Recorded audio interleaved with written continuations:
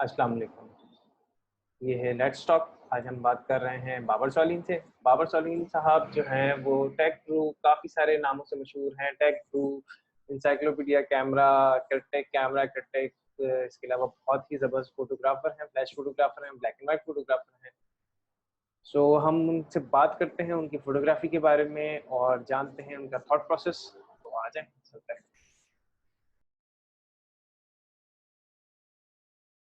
अस्सलाम वालेकुम, कैसे हैं बाबर भाई? वालेकुम सलाम शाहरुख। मैं बिल्कुल ठीक ठाक। आप कैसे हैं? सब बिल्कुल ठीक ठाक, अल्लाह का शुक्र। सर पहले तो हम आपका एक इंट्रो आप मुझे दे दें ताकि कि फिर हम आगे जो है वो फर्दर आगे बढ़े अपने सवालात की तरफ और आपके काम की तरफ। Intro okay. इंट्रो ये है कि मैं फोटोग्राफर नहीं हूँ, ठीक है। मैं आई एम जस्ट अ हॉबीइस्ट, ठीक है। मेरा ताल्लुक कराची पाकिस्तान से। मैं पिछले 14 साल से यहाँ पे यूएई में हूँ। दुबई शारजाह के दरमियान मेरा तवाफ रहता है कि आई मीन घूमना फिरना, जॉब घर ये सूरत हाल है। फोटोग्राफी का जहाँ तक ताल्लुक है वो ये है कि मैंने ये बात कई दफ़ा बताई भी है, बट अगेन मैं बता देता हूँ कि फोटोग्राफी का आज से 8-9 साल पहले तक मुझे बिल्कुल भी कुछ भी नहीं पता था। 8 साल पहले तक, हाँ डेफिनेटली मुझे कुछ भी नहीं पता था फोटोग्राफी का क्या होती है, अपर्चर, शटर स्पीड, आईएसओ, मुझे कोई आइडिया नहीं था। हुआ ये था कि मेरा ये एक सर्जरी हुई थी गले की। मेरा वो यहाँ पे थायराइड डेवलप हो गया था, जो कि इतना बढ़ गया था कि वो उसने इंटरनली गले के अंदर चोकिंग स्टार्ट कर दी थी। तो डॉक्टर ने बोला था कि इसको रिमूव करना पड़ेगा। तो वो रिमूव करने के लिए मैं आगा खान में सर्जरी कराई थी। तो वहाँ पे डॉक्टर ने इसको रिमूव कर दिया था, लेकिन एक्सीडेंटली उन्होंने मेरी वोकल कॉर्ड्स होती है, क्या होती है, 2 वोकल कॉर्ड्स होती है हर इंसान की, वो मूव होती है जब आप बात करते हैं। तो वो वोकल कॉर्ड्स जो है वो एक ये वाली मेरी पैरालाइज्ड हो गई ड्यूरिंग सर्जरी। अब वो कॉम्प्लिकेशन थी सर्जरी की। अब एक्सीडेंट था, हो गया। अब I have to live with. तो उसका हुआ साइड इफेक्ट ये हुआ कि मेरी आवाज़ हस्की हो गई। अभी तो फिर भी बहुत बेहतर हो गई है, क्योंकि वो बोलता रहता हूँ मुसलसल, तो प्रैक्टिस हो गई है। तो वोकल कॉर्ड पैरालाइज्ड हो गई, तो मैं ज़्यादा देर तक जुमला नहीं बोल सकता, मैं पब्लिक प्लेसेस पे नहीं बोल सकता, और मैं मीटिंग्स में मतलब और ज़्यादा देर तक बोलूँगा तो आवाज़ मेरी जो है वो ख़राब होना शुरू हो जाएगी। तो ये कॉम्प्लिकेशन है। इसने मुझे काफ़ी फ्रस्ट्रेट किया था, बिकॉज़ एक अच्छा खासा बोलता हुआ इंसान जब उसकी बोलने की सलाहियत ख़त्म हो जाए या महदूद हो जाए, तो आपका फ्रस्ट्रेशन बिल्टअप होना शुरू हो जाता है। और वही हुआ मेरे साथ। मेरी पर्सनैलिटी में चेंज आया, एग्रेशन बहुत ज़्यादा बढ़ गया, और अपने ऊपर और किस्मत पे रोना-धोना जो होता है, टिपिकल इंसानी नेचर है, वो होने लगी। उसी दौरान अ, एक इवेंट था ऑफ़िस में। वहाँ पे एक बंदा फ्लैश फ़ोटोग्राफ़ी दिन का इवेंट था आउटडोर, उसमें वो फ्लैश लगा के लोगों की तस्वीरें ले रहा था। तो मैंने उसको देखा, मैंने कहा ये पागल आदमी है, दिन में कौन फ्लैश लगा के तस्वीरें लेता है। खैर उसने मेरी तस्वीर ली, वो मैंने तस्वीर देखी, मुझे स्ट्राइकिंग लगी। मैंने कहा यार ये दिस इज़ समथिंग गुड। अच्छा, मेरे पास पुराना कैमरा था, मैंने कभी यूज़ नहीं किया। मैं अगले दिन उसके पास गया, मैंने कहा यार तुमने मेरी तस्वीर ली थी, दैट्स रियली गुड, मुझे सिखाओगे कैमरा कैसे चलता है? तो उसने बहुत ही फ्लैट फेस के साथ मुझे बोला कि मैं तुम्हें नहीं सिखाऊँगा, ठीक है? अरबी है। कहता है मैं तुम्हें नहीं सिखाऊँगा, तुमने खुद सीखना है, ठीक है? मैंने कहा अच्छा ठीक है, बताओ मुझे। तो उसने मुझे यूट्यूब के कुछ लिंक्स दे दिए, कह जाएगा ये जाके वीडियोज़ देखो, मैंने भी ऐसे सीखा है, तुम भी ऐसे सीखो। मैंने कहा ठीक है। तो मैंने 1 वीडियो देखी, 2 वीडियो देखी, 3 वीडियो देखी, वो देखता रहा। वो इतनी देखी कि मेरा सारा इंटरेस्ट, मेरा सारी अटेंशन जो पहले वो आवाज़ के खो जाने की वजह से मैं वो था, वो सारा मेरा ध्यान आवाज़ से निकल के फ़ोटोग्राफ़ी लर्निंग की तरफ चला गया। बस वो दिन है और आज का दिन। अब मैं जानबूझ के मैं वीडियोस बनाता हूँ, फेसबुक लाइव पे जाता हूँ, यूट्यूब के लिए बनाता हूँ, क्योंकि मैं अपने आप को उस स्पेस में नहीं फीलिंग में रखना चाहता कि यार अगर मैं बोल नहीं पा रहा हूँ या मेरे बोलने की सलाहियतें महदूद है तो मैं इंफॉर्मेशन शेयर ना कर पाऊँ, या ये पार्शियल डिसेबिलिटी जो है ये मुझे आगे बढ़ने से रोकती है। अभी हुआ है, अभी हुआ, पिछले हफ्ते ही सीन हुआ है कि एक टेक्निकल डिस्कशन चल रही थी, उस पर मैं यूट्यूब की एक ऑलरेडी वीडियो बना चुका था। ऑब्वियसली आवाज़ मेरी उसमें ठीक नहीं है, जो बात है, लेकिन मैं खुद अपने आप को मैं नहीं कहता, मैं कहता हूँ नहीं, जो ऐसा है वैसा ही है। मैं ऐसी, मेरी ऐसी आवाज़ है, मैंने ऐसी आवाज़ पे वीडियो बनानी है। जिसको समझ में आया ठीक है, नहीं समझ में आती तो मैं उसके लिए कोई स्पेशल अरेंजमेंट नहीं करूँगा, क्योंकि मैं कोई प्रॉपर यूट्यूबर नहीं हूँ, ठीक है। मैं कोई कमा नहीं रहा हूँ यूट्यूब से, या मैं कमा नहीं रहा हूँ फोटोग्राफी से। जिसको सीखना है वो उसी वीडियो से सीख ले, नहीं सीखना कोई बात नहीं। तो मैंने वो वीडियो, वो टेक्निकल डिस्कशन चल रहा था तो मैंने वो वीडियो का रेफरेंस उठा के उसको दिया। तो उस बंदे ने, गोरा था, उसने छूटते ही बोला ये क्या तुम्हारी घटिया आवाज़ है। लिटरली उसने लिखा कि तुम्हारा एक्सेंट इतना गंदा है और कुछ समझ में नहीं आ रहा वीडियो में, और ये वो प्रॉपर माइक अरेंज करो, और अगर तुम्हें वीडियो बनानी है, मतलब जो एक टिपिकल रिस्पॉन्स होता है उसने वैसा किया। तो मैं खामोश हो गया, मैंने कहा यार मैं इसको क्या बोलूं। मुझे एक लम्हे के लिए झटका लगा कि यार वो, मतलब I should have stop, should be making anymore. फिर अगले में फिर थोड़ी देर के बाद ख्याल आया, मैंने कहा यार एक बंदे के कहने से क्या होता है, it's nothing, I shouldn't be stopping my self. जैसा जो काम मैं पिछले सालों से कर रहा हूँ, आई शुड हैव कंटिन्यू। ये ऑन एंड ऑफ ये चीजें रहती है, तो कोई वो अफसोस नहीं। वही वाली बात है। ये चीज बाद में, सालों बाद मेरे दोस्त ने मुझे एक बात बोली और ये बात मैंने फिर रियलाइज करी, और उसने बड़ी अच्छी बात बोली, कहने का देखो यार, हर इंसान का ना हिसाब अल्लाह मियां ने ना 100% रखा हुआ है। 100% है आपका टोटल। अगर अल्लाह ताला आपसे कोई चीज लेता है तो उसके बदले आपको कुछ दे देता है, आपको सब फील नहीं होता। बाद में आप देखते हैं तो आपकी बैलेंस शीट 100 होती है। उसने ये कहा कि देखो, अगर अल्लाह मियां ने तुम्हारी, अल्लाह ताला ने तुम्हारी आवाज ली है ना, तो उसके बदले तुम्हें एक फोटोग्राफी की आंख दी है, एक साइंस दिया है, एक तुम्हें लर्निंग कर्व दिया है कि तुम देखो तुम्हारे पास कितनी नॉलेज है, तो तुम्हारा बैलेंस 100 है। तो मैं पैर बैठ कर सोचा, मैंने कहा यार बात तो सही है। अगर मेरी आवाज नहीं गई हुई होती, मैं रेगुलर इंसान होता, एक रेगुलर बाबर्स वाले ही होता, तो मैं फोटोग्राफर कभी ना होता, या जो भी हूँ मैं आज। मेरी आवाज गई, उसने मुझे एक स्टेट ऑफ माइंड में डाला। उस स्टेट ऑफ माइंड से फिर मैंने एक आगे की सफर जो फोटोग्राफी का था वो मुझे एक्सीडेंटली कह लें, या शायद अल्लाह ताला का ये था कि उसने मुझे इसी मकसद के लिए चूज किया कि यार इसकी आवाज ले लो, फिर ये काम करेगा जो मैं कर रहा हूँ आज। तो एवरीथिंग इज कनेक्टेड। हम इंसानों को ना उस वक्त ऑन द स्पॉट दिखती नहीं है ये रियलाइज नहीं चीजें, हो रहा। बाद में रियलाइज होती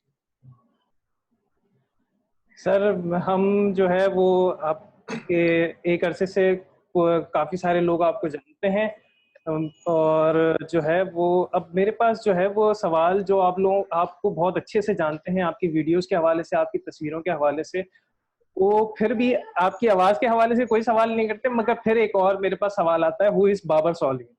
सम says critic, some says tech guru, some says encyclopedia of camera, and or so on.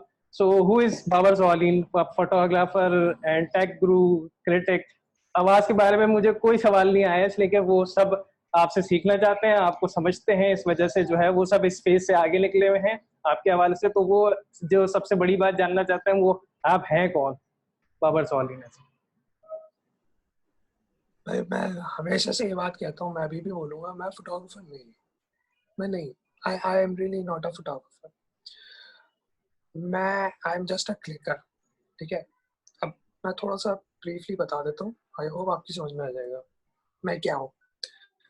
कोई गाड़ी होती है, गाड़ी का एक मैकेनिक होता है, और गाड़ी का एक ड्राइवर होता है। जब भी कोई रेस कार हो, एक इवेंट होता है, इंटरनेशनल लेवल का, उसमें एक ड्राइवर होता है और एक मैकेनिक होता है। आपने कभी भी ये नहीं देखा होगा कि जो जो मैकेनिक है, वो जो गाड़ी को पूरा अंदर से बाहर तक जानता है, वो बेस्ट रेस ड्राइवर होगा। आपको कभी ये देखने को नहीं मिलेगा। या बेस्ट रेस ड्राइवर जो है, वो गाड़ी के सारे इनसाइड आउट जानता होगा। वो एक हद तक जानता होगा, लेकिन वो ट्रबल शूट नहीं कर पाएगा अगर वो प्रॉब्लम आएगी। सेम ड्राइवर का भी यही होता होगा, सॉरी मैकेनिक का भी यही होगा कि वो गाड़ी को इनसाइड आउट जानता होगा, लेकिन अगर उसको आप आगे ट्रैक पे डाल देंगे ना, तो वो रेस नहीं जीत पाएगा। वो एक हद तक अपने आप को पुश कर लेगा, लेकिन जो एक विनिंग ड्राइवर की जो इंस्टेंट होती है ना, कि मुझे यहाँ पे इतनी रेस पे, यहाँ पे इस रेस पे कट करना है, तो आपको टोटल वन पैकेज कभी नहीं मिलेगा। Same goes with me. मैं अपने आप को एक बेहतर मैकेनिक समझता हूँ, क्योंकि somehow आई डोंट नो, मैं ये बात अब रियलाइज की है 2019 में जाके, एंड ऑफ 2019 में जाके, कि मैं फोटोग्राफी कैमरा गियर्स के बारे में शायद मैं इस हद तक ज़्यादा पढ़ लिया है। वो मेरा अपना शौक है, मेरा अपना पर्सनल शौक है। मुझे किसी ने नहीं बोला था कि भाई तुम इतना जाके पढ़ो। मैंने लेंसेज, कैमरा सिस्टम्स और सेंसर लेवल और ये सब हार्ड कोर जो डीप थ्योरी है, जिसको कोई नहीं पढ़ना जानता, सबको बोरिंग लगता है, वो मैंने अपने शौक में आगे पढ़ी, क्योंकि मुझे मज़ा आता है। मुझे मज़ा आता है चीज़ें पढ़ने में, स्पेशली रेट्रो फोटोग्राफी। हालांकि बैक इन एकेडमिक डेज मुझे नफरत थी किताबें पढ़ने से, मेरा इंटरेस्ट दूर दूर तक नहीं था। लेकिन फोटोग्राफी ने मुझे ये बुक्स और ये थ्योरी पढ़ना, उनको प्रैक्टिकली इम्प्लीमेंट करके टेस्ट करना, इसका मुझे आदी बनाती है। तो मुझे मज़ा आता है। तो यही वजह है कि मेरी फोटोग्राफी इतनी कोई इम्प्रेसिव नहीं है, ये बात बहुत अच्छे से जानता हूँ। लेकिन हाँ, मैं एक बेहतर मैकेनिक अपने आप को कह सकता हूँ फोटोग्राफी का। ड्राइवर मैं अभी भी नहीं हूँ, बट लेकिन मैं आज भी अपने आप को पुश करता हूँ, नहीं यार, जब मैं एक बेहतर मैकेनिक बन सकता हूँ तो मैं एक बेटर ड्राइवर भी बन सकता हूँ। मैं रोज आना, अब क्या हो गया लेट 2019 से और जो 2020 है, इसमें काफी रेवोल्यूशनरी चेंजेस मैं अपनी फोटोग्राफी में लेकर आया हूँ। और मेरी पुरानी इमेजेस थी, मैं उनको बैठ के अब देखता हूँ तो यार क्या घटिया इमेजेस लिए मैं। और इन इमेजेस की मैंने फेसबुक ग्रुप्स पे जाके मैंने फाइट की। ऑब्वियसली मेरी गलती थी, मेरी गलती थी। मैं अब उनको प्रूव करने की कोशिश करूँ। तो who is Babar Solehin? Babar Solehin यार is just another guy. He's just another guy with so many cameras, with so many lenses. ठीक है, who knows कि बस वो बंदा जो है बाबर सोलेहिन, वो कैमरा और लेंसेज के बारे में आपसे थोड़ा सा 19-20 ज्यादा जानता होगा। और आपको शायद वो इन्फॉर्मेशन दे दे जो बड़े गुरुज ना दे सके। तो मैं अपने आप को कहता हूँ कि मैं वो बंदा हूँ बस। और मेरी एक्सपर्टीज जो है ये पर्टिकुलर ब्रांड से रिलेटेड है, जो कि नाइकन है ऑब्वियसली। मैं लेकिन मैं अपने आप को लिमिट नहीं करता, मैं फूजी फिल्म भी यूज़ करता हूँ। और फूजी फिल्म के मेरे पास और भी सिस्टम्स हैं, मतलब कैमराज हैं, जो पाकिस्तान में लोग ज़्यादातर, बहुत कम लोग उनके बारे में जानते हैं। तो मुझे शौक है कैमरा गेयर्स के बारे में पढ़ने का, जानने का, उनके बारे में एक्सपेरिमेंट्स करने का, और फिर उनको आपसे शेयर करने का विदाउट एनी इंटरेस्ट। तो ये हूँ मैं। सो हमने थोड़ा बहुत तो आपकी लाइफ और फोटोग्राफी के हवाले से आपने बता दिया। तो जो है व्हाट रूल और बेहतर बनाने में कितना जो है वो आपके फोटोग्राफी या गियर्स जो है वो कितना बेहतर उसमें मेडिटेशन के हवाले से, या फिर जो है वो टेक्निकली जो आप और फ्रस्ट्रेशन फील कर रहे थे उनको दूर करने में कितना रोल जो है वो फोटोग्राफी और गियर्स ने कितना प्ले किया? बहुत। अभी क्वारंटीन टाइम में मैं पिछले 60 दिनों से अकेला बैठा हूँ इस एक कमरे पे। जैसे एक कमरे में मैं पिछले 60 डेज से 60 दिनों से अकेला हूँ। मेरी फैमिली मेरे साथ नहीं है, वो पाकिस्तान में फंसी हुई है। और मैं इसी कमरे में बैठ के अकेला, मैं बाहर भी नहीं जा सकता। मैं ऑफिस का बैठ के काम भी कर रहा हूँ और सर्वाइव भी कर रहा हूँ। तो ये चीज़ मैंने अभी हफ्ता पहले रियलाइज़ की कि मैं पिछले 60 दिनों से मेरे बेडरूम में, जहाँ पे मैं सब बैठा हुआ हूँ, यहाँ पे मैंने कुछ नहीं किया हुआ। मैंने पूरे बेड कमरे में फोटोग्राफी का सामान फैलाया हुआ है, एक कैमरा इधर रखा है, एक उधर, एक उधर, एक लेंस इधर रखा है, इस तरीके से। क्यों? क्योंकि मैं अपने आप को मैं उसमें नहीं जाना चाहता जैसे हमारी आवाम इस वक्त गई हुई है कि यार लॉकडाउन है, हम बिल्कुल अब क्या करें, फ्रस्ट्रेट हो गए। नहीं, मैंने सामान इसलिए फैलाया हुआ है कि मैं जिधर देखूं मुझे कैमरा दिखे और मेरा ध्यान फोटोग्राफी की तरफ ही रहे और मैं उसके बारे में मैक्सिमम सोचूं, रादर देन मैं बैठ के कोई दिमाग में मेरे कोई मनफी ख्यालात आए। नहीं, मैं सिर्फ फोटोग्राफी के बारे में सोचूं और हो सकता है कि मैं कोई ऐसा पॉजिटिव पहलू डेवलप कर लूं उस सोच में, इस क्वारंटीन टाइम में, कि जिससे कोई चीज़ मेरी अपनी बेहतरी के लिए हो। और हो सकता है फिर मैं, अगर वो मुझे बेहतर लगेगी, मैं definitely without any second thought मैं आप लोगों से शेयर करूंगा। और यही हुआ कि एक नया एक्सपर्ट मेरे जहन में आया और मैंने अब रियलाइज किया है कि हम लोग, मैंने फोटोग्राफी की जो सोल होती है ना, फोटोग्राफी की जो रूह है असली, वो क्या है? वो यही है कि हम लोग इतने हजारों की तादाद में इमेजेस, लाखों करोड़ों की तादाद में रोजाना इमेजेस लेते हैं, लेकिन कितने ऐसे इमेजेस हैं जो आपको क्लिक करते हैं, आपको फील करते हैं, आपको छूते हैं अंदर से, जैसे नहीं रहते। Hardly 0.00001% out of those millions of photo every day जो हम देखते हैं इंटरनेट पे। तो मैं अपनी इमेजेस में वो फीलिंग लाना चाहता हूँ और अब मैं वो लाने की कोशिश कर रहा हूँ कि जिनको देख के आप बोलो यार दिस इज नॉट बाबर सोलाइन दैट वी नो। ये काम से मीडियोकर सा बंदा था, इसकी एवरेज तस्वीर होती थी, but now he is evolving in something new. अब मैं, मेरी कोशिश ये है, इस क्वारंटीन टाइम में मैंने ये चीज सीखी है कि आपने अपनी तस्वीरों में रूह कैसे डाल दी, और वो बहुत मुश्किल है। इट्स नॉट इजी, बहुत मुश्किल है। एक आपके जहन में जो सोच है उसको कैमरे के साथ कनेक्ट करना, सोच को कैमरे के साथ ऐसे कनेक्ट करना कि आपने उस मशीन में से ऐसे रिजल्ट निकालने कि जब आप वो किसी को दिखाएं तो सामने वाले को हिला दे। It's not easy, it's very difficult. तो मैंने ये चीज़ रियलाइज की और इस चीज़ ने मुझे इस क्वारंटीन टाइम में सर्वाइव कराया है। फोटोग्राफी ने मुझे उस बीमारी जो भी आवाज़ का इश्यू था उसमें से निकाला और जो डिफरेंट एक्सपेक्ट थे उसमें से निकाला।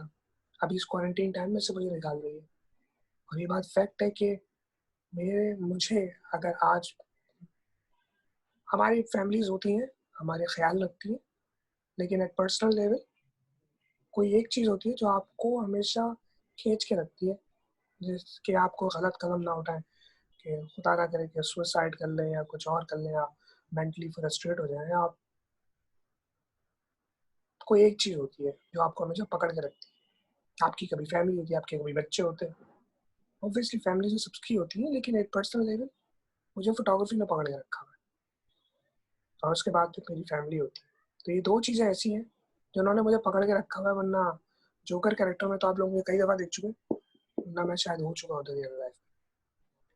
सर तो इसी हवाले से, तस्वीर के हवाले से एक और बात जो मेरे पास आई भी थी कि यानी कि आप एक तस्वीर को कैसे देखते हैं और आपके लिए एक अच्छी तस्वीर की क्या तारीफ है, क्या डेफिनेशन है एक बहुत ईजी है, बहुत ईजी है, बहुत ईजी है। मैं बिलीव रखता हूँ तस्वीर को देखने में कि जो मुझे विद इन 2 सेकेंड्स मुझे इम्प्रेस कर दे। अब मेरे इम्प्रेस होने का क्या क्राइटेरिया?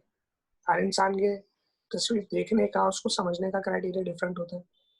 हमें कुछ तस्वीरें कॉम्पोजिशनली अच्छी लगती हैं, कुछ तस्वीरों में कलर्स अच्छे लगते हैं, कुछ तस्वीरों में किसी का फेशियल एक्सप्रेशन इतना तगड़ा होता है कि हम बोलते हैं यार हिला दिया इसने, ऐसे एक्सप्रेशन दिए। या आसमान में कलर इतने अच्छे थे कि कॉम्पोजिशन कितनी घटिया क्यों ना हो, लेकिन कलर्स आसमान में इतने अच्छे थे कि उसने हमें तस्वीर लाइक करने में मजबूर कर दिया। ये फैक्टर्स होते हैं, ये आपके ये जो इसको हम कहते हैं image reading.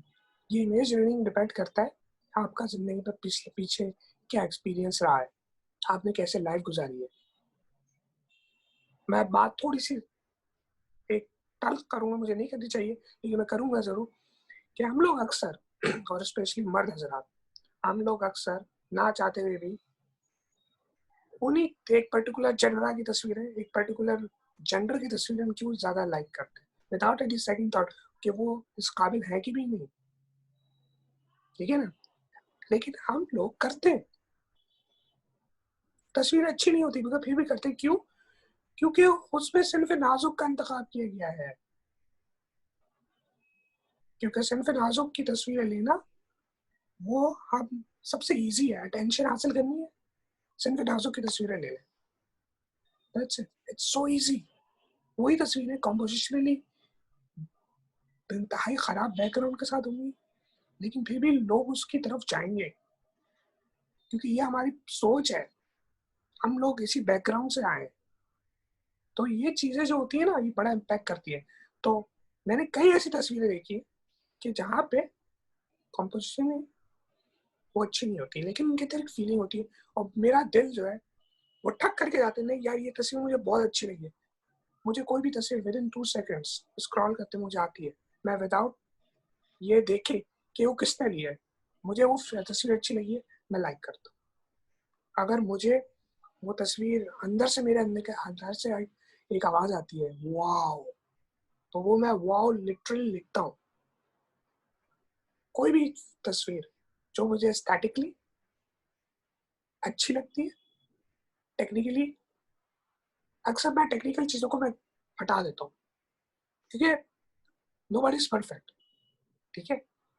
Nobody is perfect. किसी ने डे लाइट में 1000 आईएसओ पे और 4000 शटर स्पीड पे कोई तस्वीर ली है, it's okay, it's okay. Technically वो तस्वीर ठीक नहीं है क्योंकि 1000 आईएसओ है और वो भी डे लाइट में 4000 शटर स्पीड के साथ। टेक्निकली वो तस्वीर अच्छी नहीं है, लेकिन उस तस्वीर ने अगर वो मोमेंट कैप्चर किया है, वो फीलिंग कैप्चर करी है, बात खत्म। That's all matters. मेरे लिए वो ज़्यादा इम्पोर्टेंट है और मैं इस तस्वीर को लाइक करूँगा क्योंकि दैट मैटर्स मोस्ट। तो मुझे जो तस्वीर अंदर से हिला दे, ये मेरा बिलीफ है, जो मुझे अंदर से हिला दे, मैं उस तस्वीर को पसंद करता हूँ, चाहे वो किसी ने भी ली।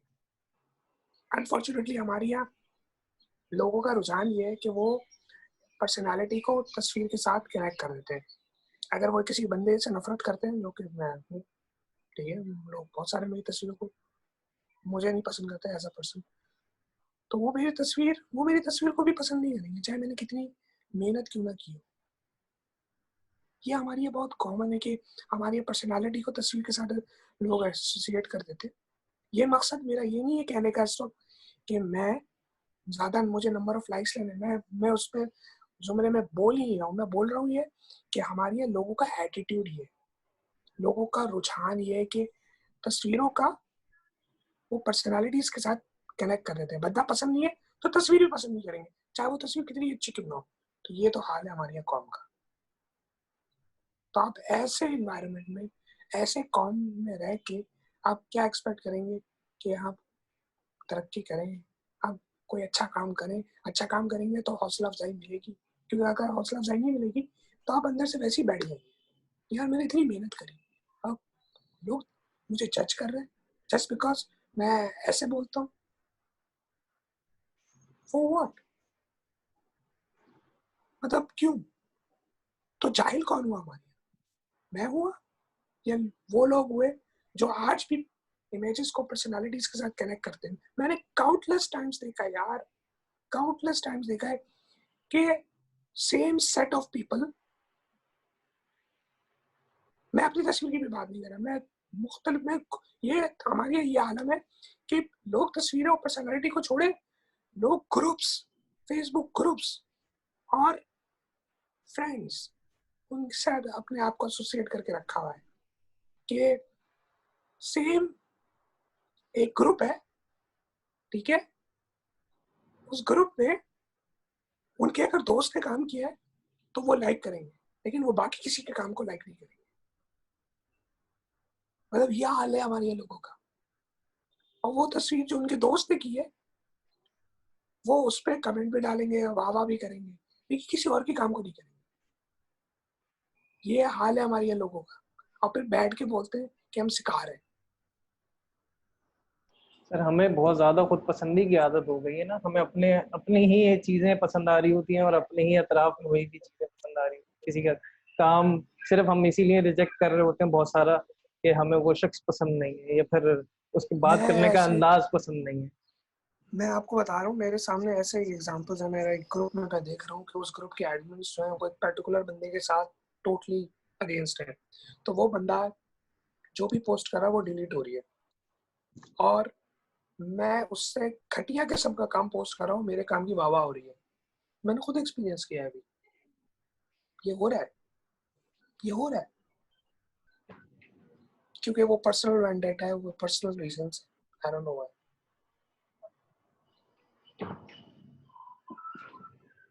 मैं सोशल मीडिया की बात आई है तो मैं सोशल मीडिया के हवाले से ही पूछना चाहूंगा, फोटोग्राफी ने क्या इम्पैक्ट किया है सोशल मीडिया के हवाले से? सोशल मीडिया ने कितना इम्पैक्ट किया हमें? कितनी आसानी तो दे दी, मगर हमें वो तस्वीर की वैल्यू शायद नहीं हो गई हमारे लिए जितनी पहले होती थी एक तस्वीर की वैल्यू। अब भरमार है, मैं सिर्फ स्क्रॉल करता रहता हूँ, तस्वीरें देखता रहता हूँ, मेरे लिए कोई औकात ही नहीं रही किसी तस्वीर की जिसको मैं पहले पैसे खर्च करके भी जाता था। चाहे वो अपने शहर में अगर एक कोई आर्ट एग्जीबिशन या फोटोग्राफी की एग्जीबिशन हो रही है तो सोशल मीडिया ने क्या किया फोटोग्राफी के साथ, आप क्या समझते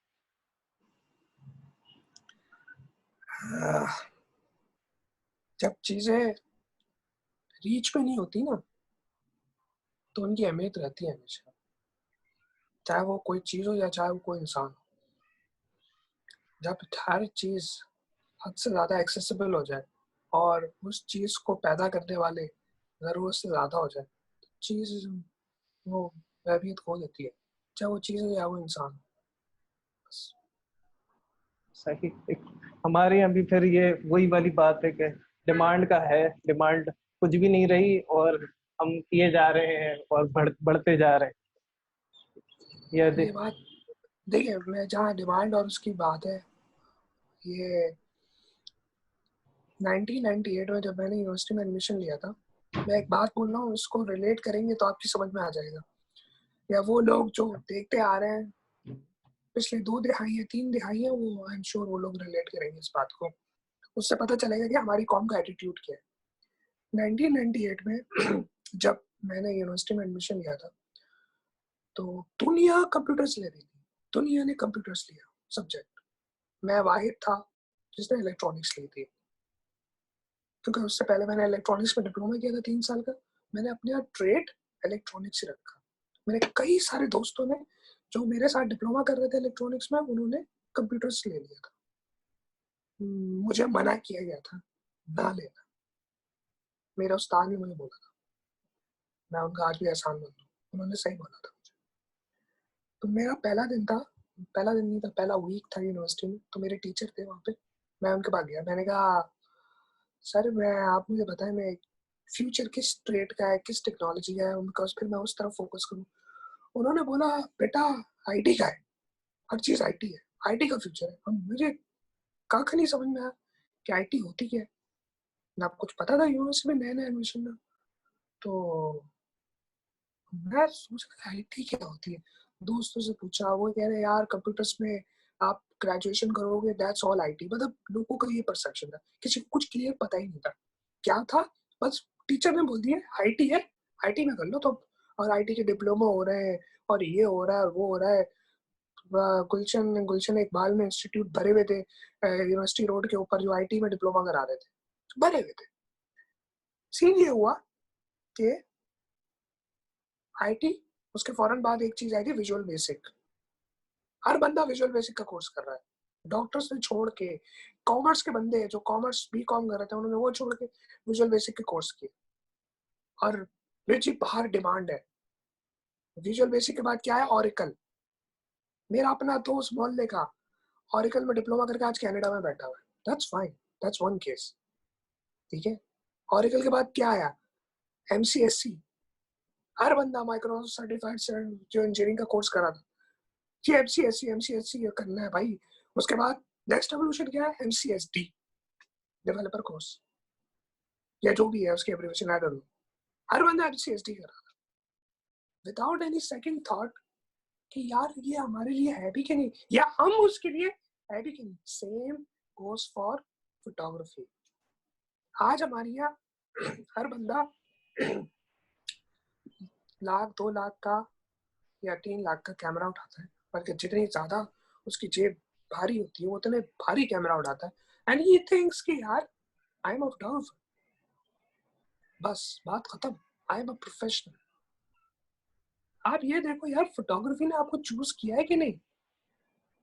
मैं आज भी ये कहता हूँ अपने आप को कि मैंने फोटोग्राफी को चूज किए करने की कोशिश की है। क्या फोटोग्राफी ने मुझे कबूल किया?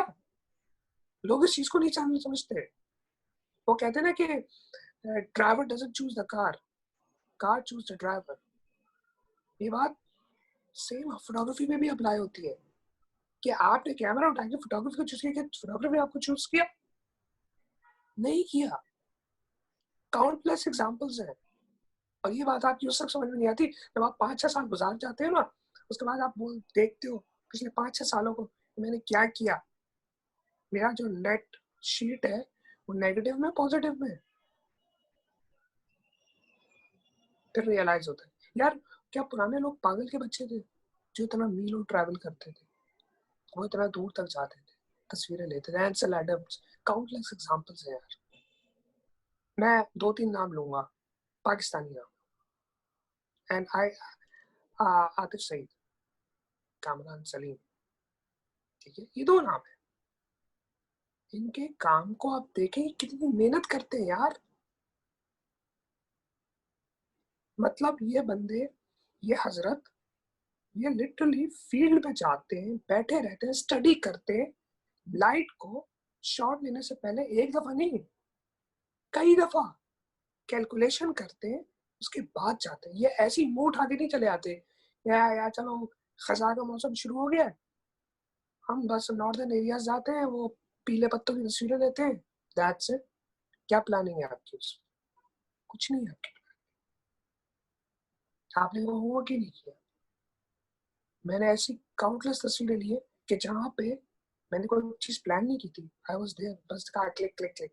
लेकिन एट द सेम टाइम उस आदत ने मुझे इतना पक्का कर दिया था कि कई कुछ शॉट्स ऐसे कि उस आदत की बदौलत मैंने कैप्चर किए जो कि बहुत, वो मैं आज तक भी दोबारा नहीं कैप्चर कर पाया। हालांकि मैं उन्हीं जगह पे दोबारा गया हूँ, उसी तरीके की लाइट कंडीशन में दोबारा गया हूँ, लेकिन मैं नहीं कर पाया। तो ये ट्रेड ऑफ है। हम में से अक्सर लोग 90-95% जो इस बिजनेस में सब मौजूद है, हमने फोटोग्राफी को चूज किया है, और फोटोग्राफी ने अभी तक हमें चूज नहीं किया। अगर आपको यकीन नहीं आता, आप काम उठा के देख लो। कितने अक्सर हमारी ये कामयाबी फोटोग्राफी में पैसे से गिनी जाती है कि हम कितने, हमारे फॉलोअर्स हैं, हम महीने की कितनी वेडिंग्स कर रहे हैं, हम महीने के कितना वो कर रहे हैं, छाप रहे हैं। आप ये कोई ये नहीं देखता कि आपका इमेज इंटरनेशनली कितनी जगह पे पब्लिश हुआ है, कितनी बुक्स आपने पब्लिश की है जो कि बिकी है। मैंने जो नाम लिए ना 2, इनका काम पब्लिश हुआ है, एक जगह नहीं कई जगह पे पब्लिश हुआ है। इनकी बुक्स रिलीज है मार्केट में, आप जाके खरीद सकते हैं।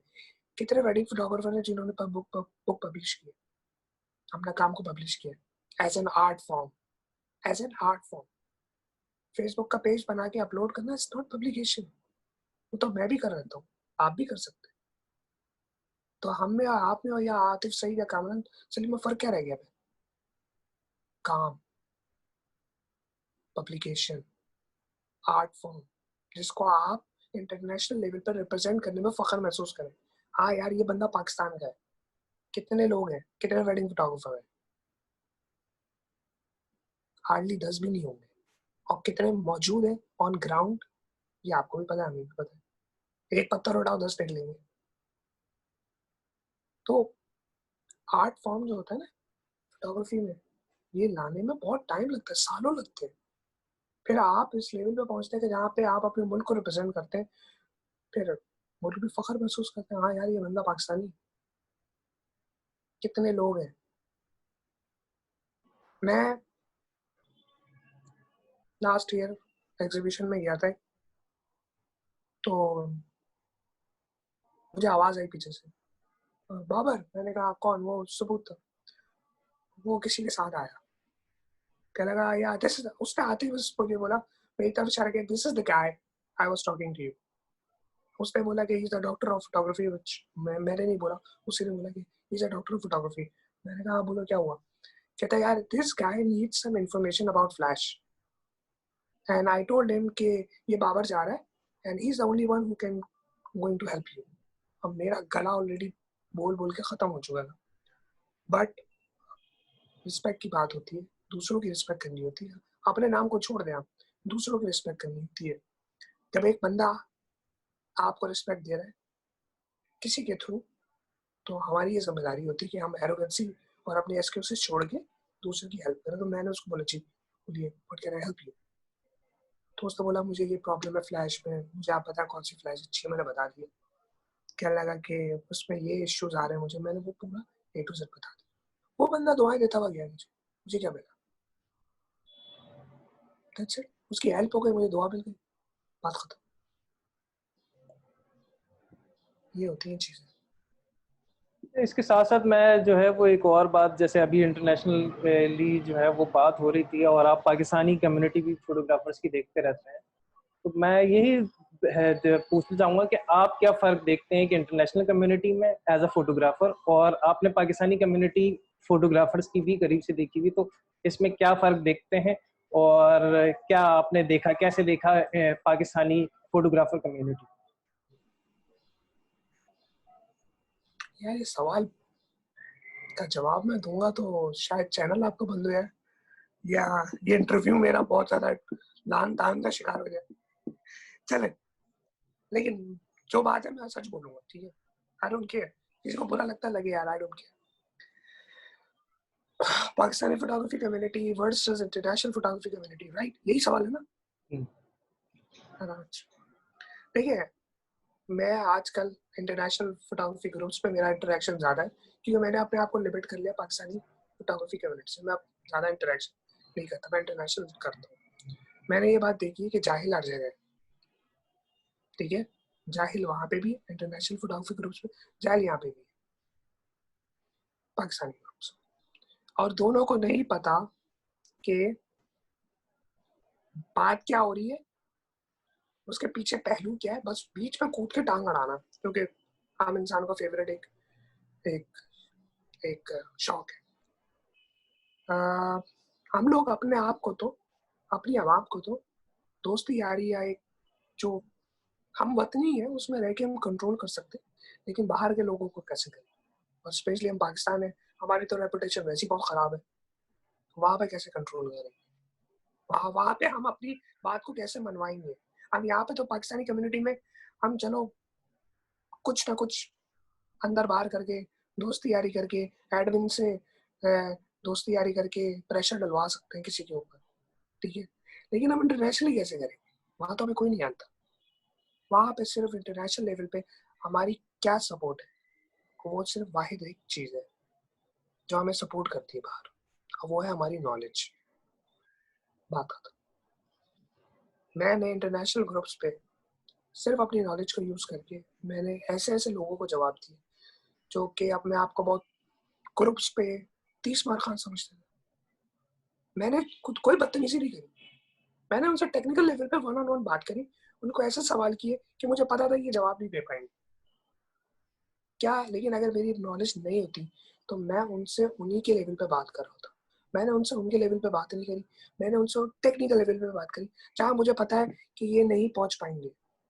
क्योंकि जब आप ग्रुप पे चैट पढ़ते हैं ना, तो आपको पता चल जाता है कि उसमें कि किसकी क्या, उनके जो कमेंट्स लिखते हैं पता चल जाता है कि कौन बंदा कितने पानी में।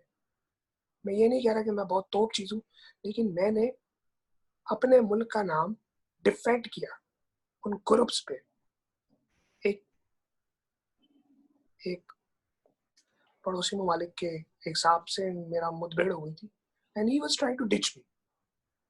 मैंने कुछ नहीं किया, मैंने कोई बदतमीजी नहीं की, मैंने सिर्फ one on one technical level पे बात करी, और मुझे पता था ये बंदा जवाब नहीं दे पाएगा, और वही हुआ। अब वो दिन आज के दिन है, उसी ग्रुप्स पे मैं जाता हूँ, मैं सवाल करता हूँ, मैं रिप्लाई करता हूँ, अब वो बंदा मुझसे नहीं अटकता। उससे वो सिर्फ एक दफा अटका था, तो यहाँ पे ये इंटरनेशनल लेवल हो गया। अब हम पाकिस्तानी लेवल पे आए। पाकिस्तानी लेवल पे क्या है, हम अगर यहाँ पे किसी को क्रॉस करते तो लोग हमारे यहाँ जातियात पे आ जाते। मेरे साथ एक दफा नहीं हुआ, मेरे साथ कोई 3 या 4 दफा हुआ, जहाँ पे मैंने टेक्निकल लेवल पे बात शुरू करी थी, उनको काउंटर किया था और उन लोगों ने मुझे माँ बहन की गालियां दी है। सर तो आपको हमारा यकीन नहीं आएगा, हमारा हमारा सभी जगह पे यही हाल है, मजहबी हो या फिर फोटोग्राफर हो, हम हर जगह पे जातियात पे फौरन आ जाते हैं। वो अब जातियात पे है। और इतना है कि एक लम्हे के लिए मुझे ख्याल आया, यार मैंने अगर बद्दुआ दे दी, जिस बंदे ने मुझे ये बोला है, अगर मैंने बद्दुआ दे दी, ये बंदा भी, इसकी भी बेटी है, उनकी भी शादियां होनी है, क्या इसको ख्याल नहीं है कि किसी का दिल दुखाने का क्या फायदा है? जस्ट बिकॉज कि मैंने उसको टेक्निकली जेर कर दिया है, वो उसका जवाब नहीं दे पा रहा है, तो अगर यहाँ जातियात पे आ जाओ, आप ये बोलोगे कि बाबर सोलेन जो है वो पेड बंदा है, नाइकन उसको पैसे देती है बोलने के, चाहे नाइकन कितनी खराब प्रोडक्ट क्यों ना हो। और मतलब बाबर ऐसा है, बाबर वैसा है, मेरे पास फीडबैक आती रहती है। मेरे सामने तो मेरे साथ तो फेस टू फेस एक दफा नहीं कई दफा इंसिडेंट हुए। मैंने एक साहब को, बहुत मशहूर है, आप भी जानते हैं उनको, मैंने बस एक जगह पे काउंटर किया था। उन्होंने मुझे फेसबुक से ब्लॉक किया, इंस्टाग्राम से ब्लॉक किया, ट्विटर से ब्लॉक किया। फिर एक इंटरनेशनल कॉन्फ्रेंस में हम खड़े हुए थे, तो वो साहब आए, सबको सलाम किया, मुझे नहीं किया और चले गए। तो बाकी जो सब लोग खड़े हुए थे वो हैरत से मेरी तरफ देख रहे थे, क्या क्या हुआ तुम्हारा इनके साथ? मैंने कहा मुझे नहीं पता। मैंने कुछ नहीं बोला। मैंने वहां पे भी उनकी इज्जत का ख्याल रखा, मैंने कुछ नहीं बोला। तो ये तो हाल है हमारी। मतलब इससे पता चलता है कि हमारी लोगों की मेंटल अप्रोच कहाँ तक है। बात फिर वही घूम फिर के आ जाती है कि हम फोटोग्राफी को शख्सियत के साथ जोड़ देते हैं और उसको कभी अलग ही नहीं करते। वो भाई अलग है ये दोनों, फोटोग्राफी का कोई ताल्लुक नहीं है शख्सियत से। कुछ लोग हैं जो कहते हैं नहीं, फोटोग्राफी का बहुत ताल्लुक है शख्सियत से, अगर वो बंदा खराब है तो उसकी तस्वीरें भी खराब होंगी। भाई ऐसा नहीं होता यार। वो बंदा, उसकी, मैं कई सारे ऐसे लोग हैं जिनको मैं वन ऑन वन मुझे नहीं पसंद वो लोग, लेकिन when it comes to photography मैं उनके काम की तारीफ करता हूँ, एंडोर्स करता हूँ, पसंद करता हूँ। एज ए शख्सियत, एज अ पर्सन मुझे वो लोग नहीं पसंद, लेकिन जहाँ उनका काम अच्छा होता है तारीफ करके बात खत्म। तो ये जो लोगों को ना हमें सीखना है, सिखाना है कि भाई हमारी जो कम्युनिटी है ना बहुत इलिटरेट है यार। इंटरनेशनल लेवल को तो है, चलो ठीक है वो लोग तो है, लेकिन जो हमारे घर के अफराद है हम उनको तो सिखा सकते हैं। बाहर जो लोग हैं आप उनको ना सिखाएं, घर के लोगों को तो सिखा सकते हैं। लेकिन हमारी यहाँ घर पे भी लड़ाइयाँ होती है, लड़ाइयाँ ही होती रहती हैं। काम को प्रोडक्टिव काम तो आज तक नहीं हुआ। लोग बोलते हैं कि हमने ग्रुप्स में बैठ के बहुत कुछ सिखा दिया, कहाँ है? क्या कर रहे हैं जिन्होंने सीखा, वो क्या कर रहे हैं? क्या उनका काम पब्लिश हुआ है किसी पाकिस्तानी ग्रुप पे सीख के? क्या वो लोग इंटरनेशनली कोई अवार्ड जीत के आए या कुछ और सीखा है? हाँ, अगर आपका काम नेशनल ज्योग्राफिक में पब्लिश हुआ है, मेरा हुआ है, मैंने तो किसी ग्रुप से नहीं सीखा, मैंने खुद सीखी है सारी चीजें। तो क्या कोई ग्रुप इतना ज्यादा कैरेक्टर प्ले करता है? हाँ मैं जानता हूँ, एक एक लड़की का काम पब्लिश हुआ था नेशनल ज्योग्राफिक में, वो एक ग्रुप से सीख के आई थी। दैट्स अ बिग अचीवमेंट, उस ग्रुप के लिए भी, उस लड़की के लिए भी। लेकिन that's a rare case, only one. बाकी लोग क्या कर रहे हैं? जो कहते हैं कि हमने ग्रुप से सीखा है, वो लोग क्या कर रहे हैं? नेशनल ज्योग्राफिक में पब्लिश होना, it's not easy, it's not easy. बहुत मेहनत करनी पड़ती है, स्टोरी टेलिंग इमेजेस बनाने पड़ते हैं।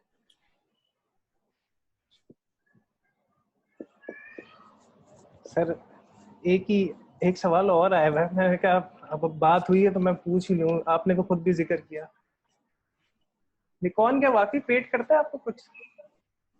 नहीं, मुझे निकॉन ने आज तक पे नहीं किया, ये कह के कि तुम जाके हमारे काम और या हमारे प्रोडक्ट के बारे में अच्छा बोलो। मैं रमजान है, मैं रोजा चल रहा है, मैं झूठ नहीं बोलूंगा, मुझे आज तक किसी ने पे नहीं की। मैं नायकन मुझे एक्नॉलेज करता है किस बात का? नायकन मुझे मेरी नॉलेज का नॉलेज करता है। अगर वो मुझे पैसे देते वर्कशॉप्स कराने की, जो मैं करता हूँ, करी है मैंने एक दफा नहीं कई दफा करी, नायकन ने मुझे पैसे दिए वो इस बात के नहीं दिए कि मैं जाके अच्छा बोलूँ या मैं सिर्फ अच्छा ही बोलूँ। नायकन ने मुझे वो नॉलेज शेयर करने के पैसे दिए। फ्लैश फोटोग्राफी में जो कुछ मैंने सीखा है नायकन का, वो मैं जाके डिलीवर करता हूँ। अब सवाल ये है, तो क्या ये सब इंफॉर्मेशन जो मैं पे कर, नायकन मुझे पैसे दे रहा है उस इंफॉर्मेशन को डिलीवर करने के, तो क्या वो सिर्फ नायकन के पास है या वो सिर्फ मेरे पास है? क्या वो आपके पास नहीं है? या क्या वो इंफॉर्मेशन इंटरनेट पे नहीं है? सब कुछ है इंटरनेट पे, सब कुछ अवेलेबल है।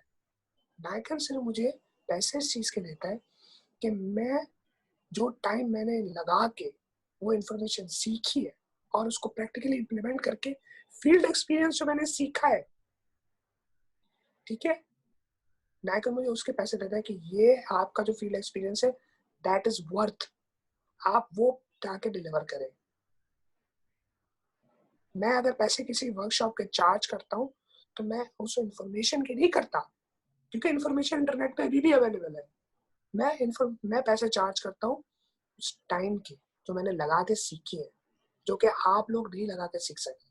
अगर आप चाहते तो आप कर सकते थे।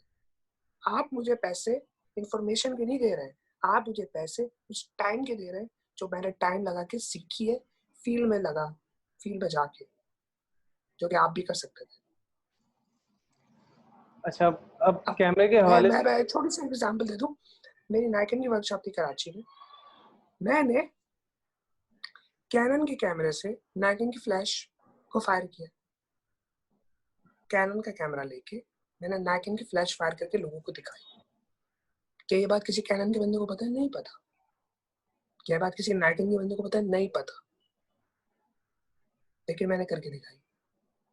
ये बात नाइकन के लोगों में भी लिमिटेड, बहुत ही सिलेक्टिव लोग हैं जिनको ये बात पता थी।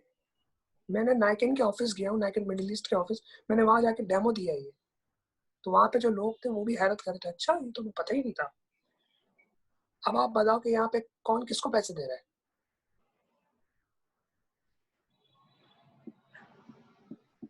अच्छा, मैं, हाँ, फोटोग्राफी के हवाले से बात हो रही थी, तो मैं दो तरह के आजकल हमारे यहाँ बहुत ज़्यादा फोटोग्राफर्स हैं। एक कैमरे से तस्वीर खींचते हैं और एक मोबाइल से तस्वीर खींचते हैं। तो कैमरे और मोबाइल कैमरे ने कितना फोटोग्राफी को क्या दिया है और क्या लिया है इस mobile photography photographers? Mobile photography, camera photography. ये किस कैसे डिफरेंशिएट करते हैं कि कौन सी जो है वो इस वक्त सब लोग उसमें है कि भाई लाइका ऑप्टिक्स आ गए हवावे में, तो इसमें वो ऑप्टिक्स आ गए, तो जो है वो नोकिया कुछ और बना रहा है किसी और ऑप्टिक्स के साथ, ज़ईस ऑप्टिक्स के साथ। तो अब कितना क्या रह गया है, और एक फोटोग्राफर कैसे मोबाइल कैमरा को देख रहा होता है?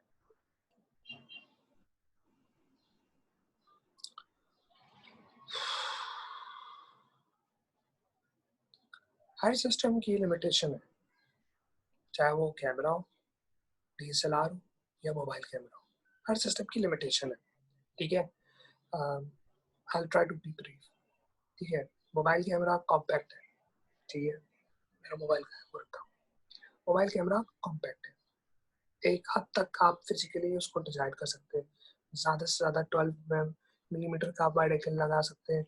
2x का 58 mm इक्वलेंट ऑप्टिक्स डाल सकते हैं, 200 का नहीं डाल सकते। आप फिर क्या करते हैं उसमें, आप पेरिस्कोप वाला फिनोमेनन यूज करके 5x digital zoom optical zoom, फिर उसको फर्दर एनहांस कर देंगे, 100x डिजिटल जूम कर देंगे। बट स्टिल वो एक एक्सेप्टेबल रेंज तक आपको क्वालिटी देगा। वो आपको 500 मिलीमीटर 600 मिलीमीटर f4 लेंस की इक्विवेलेंट क्वालिटी नहीं देगा। आप फिर वो चीज़ें, उस DSLR लेवल की चीज़ें आप कंप्यूटेशनल फोटोग्राफी सॉफ्टवेयर के थ्रू आप अचीव कर सकते हैं। जैसे कि बैकग्राउंड ब्लर है, हर मोबाइल में फीचर आ गया है और अब ये फीचर इम्प्रूव हो रहा है। जब पहले आया था तो बैकग्राउंड ब्लर नहीं होता था, लाइनें दिखती थी हेलो, अब नहीं, अब तो परफेक्ट हो गया। क्यों? क्योंकि सॉफ्टवेयर तगड़ा हो गया। लेकिन सॉफ्टवेयर भी एक हद तक जाएगा ना, उस सॉफ्टवेयर को रन करने के लिए आपके पास कोई ना कोई हार्डवेयर तो होना चाहिए। अगर हार्डवेयर नहीं होगा तो सॉफ्टवेयर की हवा में तीर चलाएगा। ये चीजें लोगों को समझनी चाहिए। सेम डीएसएलआर पे आते हैं। अभी तो मैंने बताया कि जब हार्डवेयर की लिमिटेशन है आपके मोबाइल में, तो सॉफ्टवेयर एक हद तक काम करेगा। वो आपको डीएसएलआर लेवल की क्वालिटी नहीं देगा, वो डायनामिक रेंज, वो आईएसओ परफॉर्मेंस नहीं देगा। चलो आईएसओ परफॉर्मेंस तो आप अचीव कर लोगे, डायनामिक रेंज कभी भी नहीं देगा, नहीं देगा। वो क्यों नहीं देगा? बहुत टेक्निकल रीजन से मैं उसमें नहीं जाना चाहता। वो pixel page software, small pixel, stuff like that. अब डीएसएलआर लेवल पे आ जाते हैं। अब हम बूढ़े हो रहे हैं, ठीक है, हम बूढ़े हो रहे हैं, हम वजन कैरी करके नहीं चल सकते अगर हम ट्रैवल फोटोग्राफी कर रहे हैं। नहीं हो रहा है, नहीं है। एक लिमिट होती है। इंसान जवान होता है, बोझ उठा लेता है गियर्स का। जब वो उम्र के समय जा रहा होता है, वो नहीं कर सकता। फिर उसको फिर चाहिए, फिर वो कोशिश करता है कि वो ऐसा सिस्टम ले ले जो कॉम्पैक्ट हो, वजन में हल्का हो, और फिर वो ज़्यादा दूर तक चल सके उन गियर्स को लेके। यही वजह है कि माइक्रो फोर थर्ड फिर ऐसे लोगों के लिए बने, लेकिन उसके भी अपने डिसएडवांटेज है। डीएसएलआर में आप हर तरीके का काम कर सकते हैं, हर लेवल का काम कर सकते हैं। आपको हर तरीके के लेंसेज अवेलेबल है। डीएसएलआर का एडवांटेज क्या है? लेंसेज। याद रखें, लोग फोटोग्राफी को कैमरे से रिलेट करते हैं। ये नथिंग। कैमरा बहुत बाद में आता है, पहले लेंसेज आते हैं। कोई भी सिस्टम डिफाइन होने से पहले लेंसेज आते हैं। कोई सिस्टम अगर आपने जांचना है, परखना है, कोई भी सिस्टम हो, फुल फ्रेम हो, क्रॉप सेंसर हो, माइक्रो फोर थर्ड हो, Sony, Canon, Nikon, Fuji, Pentax, Panasonic, कोई भी सिस्टम हो, उनका कोई भी डिजिटल फॉर्मेट हो, अगर आपने उनको जांचना है, उनको परखना है, आप कुछ ना देखें, आप सिर्फ उनके रेंज ऑफ लेंसेज देखें कि वो कौन से लेंसेज ऑफर कर रहे हैं। Same goes for mobile. अब पैनासोनिक है, उनका S1R है और S1 है। S1 24 मेगापिक्सल है, S1R 47 मेगापिक्सल है। ठीक है, फुल फ्रेम है दोनों, लेकिन वो मार्केट में क्यों नहीं अच्छे हैं? जबकि पैनासोनिक का कैमरा S1R मैंने यूज किया है, सुपर कैमरा, सुपर कैमरा। उसका हाईलाइट कंट्रोल सबसे बेहतर है। नाइकन, कैनन, सोनी सबसे बेहतर है हाईलाइट कंट्रोल। आप हाईलाइट ब्लोन कर दें और उसको आप पोस्ट प्रोसेसिंग में जाके रिकवर कर सकते हैं। उससे अच्छी हाईलाइट कंट्रोल पैनासोनिक की मैंने किसी सिस्टम में नहीं देखी। मैंने सोनी भी यूज किया है, कैनन भी यूज किया है, नाइकन में यूज करता हूँ, फूजी फिल्म में यूज करता हूँ। मैंने आज तक किसी में नहीं देखा जितना अच्छा हाईलाइट कंट्रोल पैनासोनिक है। वो क्यों कामयाब नहीं है? क्यों नहीं है किसी के हाथ पे? लेंसेज नहीं है। एक 50 mm का लेंस उनका $2000 का है। 50 mm 2.1.4। मैं पागल हूँ? मैं $2000 एक 50 mm का दूं? सेम गोज, उनकी क्या है, 24 से 105 f4, उनके पास 2.8 के लेंसेज नहीं है। 70 to 200 f4 2.8 भी नहीं है वो, और एक 50 mm। फिर मैं आ जाता हूँ उन्हीं की पैनासोनिक की माइक्रो फोर थर्ड लाइन पे। उनके पास वहां पे पूरी रेंज कवर है, जो कि आपको फुल फ्रेम इक्विवेलेंट 14 mm से लेकर 800 mm तक की रेंज मौजूद है। पैनासोनिक ने मुझे खुद दी थी, मैंने टेस्ट की पूरी किट। लेकिन प्रॉब्लम क्या है? डेप्थ ऑफ फील्ड नहीं है। क्यों नहीं है? कि भाई उनका 2470 2.8 जो हमारा फुल फ्रेम का है, उनका उन्होंने इक्विवेलेंट निकाला 12 to 35 2.8। 12 to 35 2.8 है उनका लेंस। ठीक है, अब प्रॉब्लम क्या है उधर? प्रॉब्लम उधर ये है भाई कि वो 2.8 जो है उसके फैक्टर को भी उन्होंने 12 to 35 उन्होंने डिवाइड तो कर दी इक्वल 24 to 70 से। वो तो उन्होंने डिवाइड करके माइक्रो फोर थर्ड की इक्वल फोकल लेंथ का लेंस निकाल दिया, लेकिन फोकल लेंथ के साथ आपको अपर्चर भी डिवाइड करना पड़ता है, मल्टीप्लाई करना पड़ता है, सॉरी डिवाइड करना पड़ता है।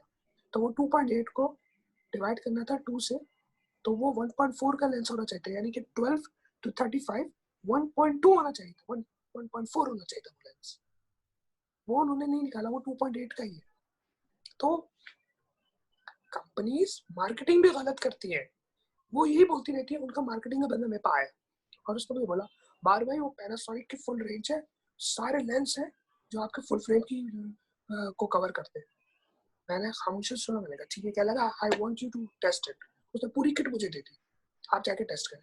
मैंने किट टेस्ट करी, मैंने क्विकली रियलाइज कर लिया कि डेप्थ ऑफ फील्ड नहीं है उसकी माइक्रो फोर थर्ड की, ठीक है फोकल लेंथ है, किट स्मॉल है, एक ब्रीफ केस के बराबर किट में, एक ब्रीफ केस के बराबर सारे लेंसेज हैं उस किट में, मतलब 14 mm से लेकर 800 mm, किट बहुत छोटी है, ठीक है, कैमरा बहुत छोटा है, सब कुछ है, लेकिन डेप्थ ऑफ फील्ड नहीं है। तो मैं लैंडस्केप फोटोग्राफी में, स्ट्रीट फोटोग्राफी में मैं यूज कर सकता हूँ, पोर्ट्रेट नहीं कर सकता मैं उससे। जहाँ पे मुझे सेपरेशन चाहिए, सब्जेक्ट सेपरेशन चाहिए, वहाँ पे माइक्रो फोर थर्ड में यूज नहीं कर सकता, लिमिटेशन है। तो हर सिस्टम की लिमिटेशन है, चाहे वो मोबाइल हो, चाहे वो फुल फ्रेम हो, DSLR, मिररलेस, हर सिस्टम की लिमिटेशन है। और लोगों को ये समझना चाहिए कि यार हम हमारी क्या नीड है। अगर मैं सिर्फ ट्रैवल फोटोग्राफी कर रहा हूँ है और कोई काम नहीं कर रहा, मैं लैंडस्केप खींच रहा हूँ और मैं कोई काम नहीं कर रहा, तो मेरे लिए माइक्रो फोर थर्ड से अच्छा सिस्टम ही नहीं है कोई। लेकिन अगर मैं पोर्ट्रेट भी ले रहा हूँ, मैं जनरल पर्पस फोटोग्राफी कर रहा हूँ, मैं बर्ड फोटोग्राफी भी कर रहा हूँ, मैं वाइल्ड लाइफ भी कर रहा हूँ, वहाँ पे माइक्रो फोर थर्ड इतना इफेक्टिव नहीं है, फिर मुझे फुल फ्रेम पे आना पड़ेगा। जहाँ पे रेंज ऑफ लेंसेज, अगर मैं आर्किटेक्चर फोटोग्राफी कर रहा हूँ तो मुझे टिल्ट शिफ्ट लेंसेज चाहिए होंगे, वो टिल्ट शिफ्ट लेंसेज ना क्रॉप सेंसर में, ना माइक्रो फोर थर्ड में, ना मीडियम फॉर्मेट में, ना वो सोनी बना रहा है, ना वो सिग्मा बना रहा है, जो कि सबसे ज्यादा लेंसेज प्रोवाइड करने वाले आजकल बन गए, लेकिन उनमें से कोई भी नहीं बना रहा आर्किटेक्चर फोटोग्राफी के लिए लेंसेज। कौन है? सिर्फ Nikon, Sony, sorry Canon, Nikon और कैनन, और थर्ड पार्टी लेंसेज हैं जो कि एडॉप्टर बना रहे हैं, वो नेटिव लेंसेज भी नहीं है जो एडॉप्टर बना रहे हैं। एडॉप्टर बना के आप आर्किटेक्चर फोटोग्राफी पे जो टिल्ट शिफ्ट लेंस इफेक्ट पैदा कर सकते हैं, उसकी भी लिमिटेशन होगी अगर आप एडॉप्टर लगाएंगे। तो नेटिव लेंसेज जो है आर्किटेक्चर फोटोग्राफी के, वो नाइकन और कैनन के अलावा कोई बना ही नहीं रहा है। तो ये चीजें, वही बात, देखिए बात घूम फिर के फिर लेंसेज पे आ गई, फिर लेंसेज पे आ गई। अच्छा सर, आगे बढ़ते हैं। एक मैं जो है इससे पहले भी आपसे बात हो रही थी, मैं एक तस्वीर दिखाता चलूँ बाबर भाई की, और जो है फिर उसी हवाले से जो है ना कुछ हम आगे बात भी करेंगे।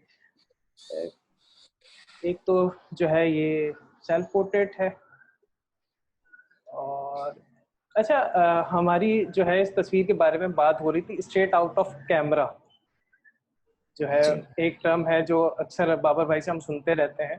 तो मैंने एक बड़ी मजे की टर्म और सुनी, तो वो मैं आपसे भी जो है वो शेयर करना चाहूंगा कि हमारे एक ग्रुप पे मैं देख रहा और उसने लिखा हुआ था स्ट्रेट आउट ऑफ कैमरा। सही है, जब मैंने उसका चीजें डिटेल पढ़ी तो वो एक मोबाइल से खींची हुई थी तस्वीर थी। तो मेरे लिए वो बड़ा जो है ना वो एंजॉय वाला जो है ना वो फिक्रा था। वो मोबाइल के साथ भी, मैं इससे पहले वाले सवाल के साथ भी इसीलिए कनेक्ट होना चाह रहा था कि मोबाइल के साथ भी क्या ये लफ्ज स्ट्रेट आउट ऑफ कैमरा बोला जा सकता है, जबकि वो हमें पता है कि वो कितना सॉफ्टवेयरिकली जो है वो सॉफ्टवेयर के जरिए हमें कितनी एक अच्छी और वो करके इमेज जो है ना वो प्रोवाइड कर रहा होता है। और आपके आपके लिए क्या डेफिनेशन है स्ट्रेट आउट ऑफ कैमरा की?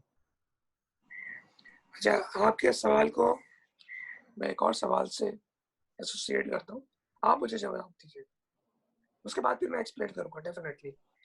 मुझे ये बताएं कि क्या हमारे कैमरास जो होते हैं, DSLR हो, मिररलेस हो, या क्रॉप सेंसर कैमरास हो, या इवन मोबाइल हो, तो क्या इनके अंदर फोटोशॉप बिल्ट इन है?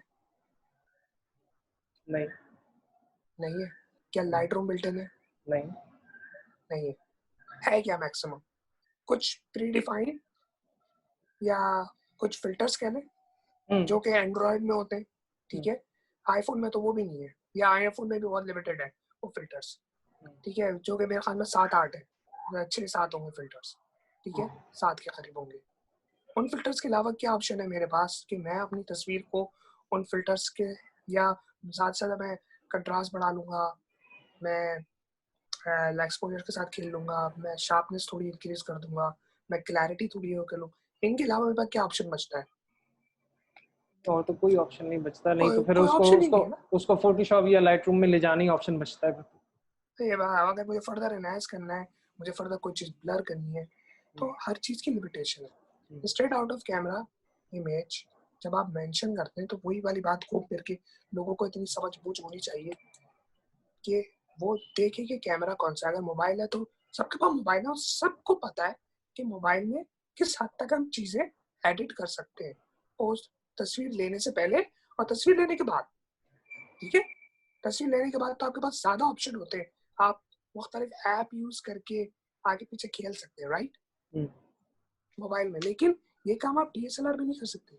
आपको हर सूरत में इमेज को कैमरे से निकाल के आपने फोटोशॉप या लाइट रूम में डालना है, राइट।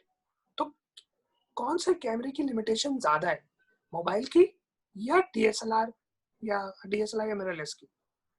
DSLR या मिररलेस कैमरे की, किसी भी। मिररलेस की, किसी भी डिजिटल कैमरे की हाँ। जो कि DSLR या मिररलेस, उसकी लिमिटेशन ज्यादा है बनिस्बत एक मोबाइल ऐप के, मोबाइल कैमरे के, राइट।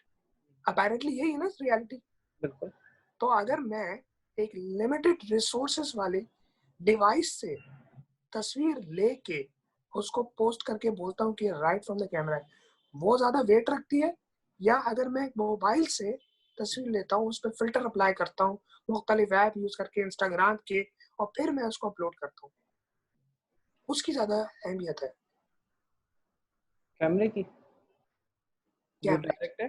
तो देखिए, पोस्ट प्रोसेस जो इमेज हम लेते हैं ना, चाहे वो कोई भी इमेज कैप्चरिंग डिवाइस हो, वो हर उसमें आपकी प्रोसेसिंग इन्वॉल्व होती है, लेकिन एक लिमिटेड होती है। आपकी क्रिएटिविटी निकलती उसी में ही है कि जहाँ पे आपने उस लिमिटेड डिवाइस के अंदर उसकी लिमिटेड प्रोसेसिंग एबिलिटी को यूज करके आपने मैक्सिमम इम्पैक्ट निकालना है। सारा गेम ही उसका है। इसलिए जो वर्ड है ना, राइट फ्रॉम द कैमरा, वो बहुत वेट रखता है कि आपको, लोगों को पता होना चाहिए कि जिस डिवाइस से लिया गया है उसकी लिमिटेशन क्या है। सही।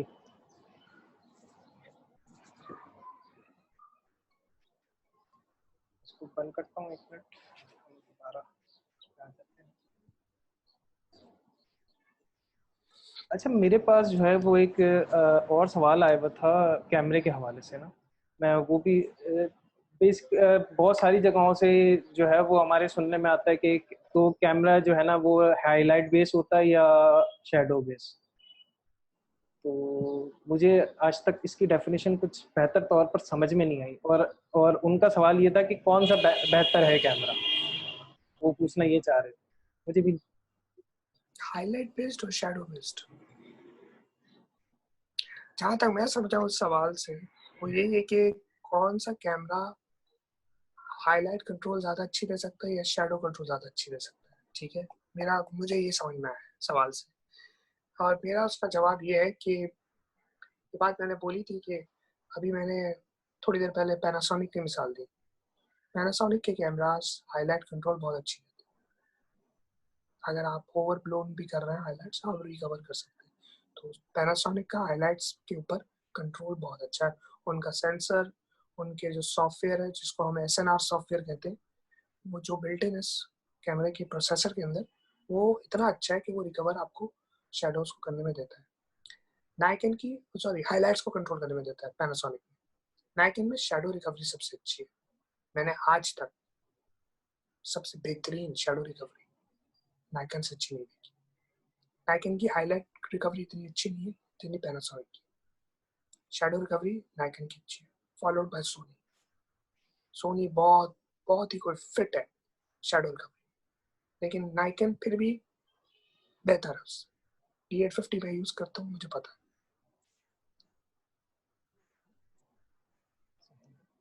कैनन के लोग अगर मुझसे बात करेंगे, मैंने 5DS यूज किया था, मैंने 5D Mark III यूज किया है। कैनन की एक लिमिटेशन है, वो एक हद तक शेडो रिकवरी, हाईलाइट रिकवरी करता है, एक्सीड नहीं करता। ये बात कैनन यूजर्स को भी पता है, मतलब मुझे बोलने की जरूरत नहीं है। वो नाइकन और सोनी जैसी और या पैनासोनिक जैसी उसकी परफॉर्मेंस नहीं है। तो कैमरास ये होते हैं, मॉडल्स होते हैं जो डिपेंड करता है कि हाईलाइट ओरिएंटेड ज्यादा है या शैडो ओरिएंटेड ज्यादा है।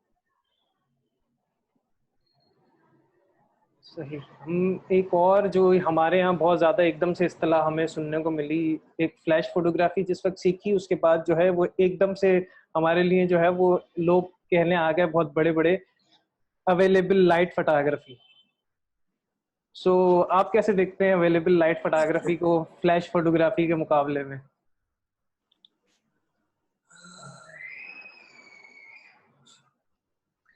ओके, अच्छा, अवेलेबल लाइट मैं जो फोटोग्राफी। हूँ, मैं पाकिस्तानी कम्युनिटी से ताल्लुक रखता हूँ फोटोग्राफी की। तो मैंने जो जो चीजें फेस की हैं वो मैं बड़े ही खुले डुले अंदाज में आपसे शेयर करना चाह रहा था। तो हमारे लिए एकदम से जिस वक्त फ्लैश को हमने बड़ी मुश्किल से करके सीखा, आपसे काफी सीखा, और बहुत सारे जो थे अवेलेबल उस वक्त हमने उनसे सीखा, और फिर एकदम से हमारे लिए जो है ना वो एक नई आ गई हर जगह पे हर फील्ड में कि अवेलेबल लाइट फोटोग्राफी होनी चाहिए यार। फ्लैश से कौन फोटोग्राफी करते हैं? ओके, मैं इसका जवाब देता हूँ। बहुत इजी है, बहुत इजी है। इसका ताल्लुक जनरा से नहीं, इसका ताल्लुक लोगों से। लोग कितने कायल है, कौन स्टैंड निकाले, कौन फ्लैश लगाए, कौन लाइट मॉडिफायर लगाए। अम्ब्रेला है मेरे पास, और जी वो ऑक्टा, एक तो मैं ऑक्टे से चुनूं यार। मुझे मुझे ना ऑनेस्टली मुझे यार, प्लीज प्लीज आप मॉडिफायर्स को समझे।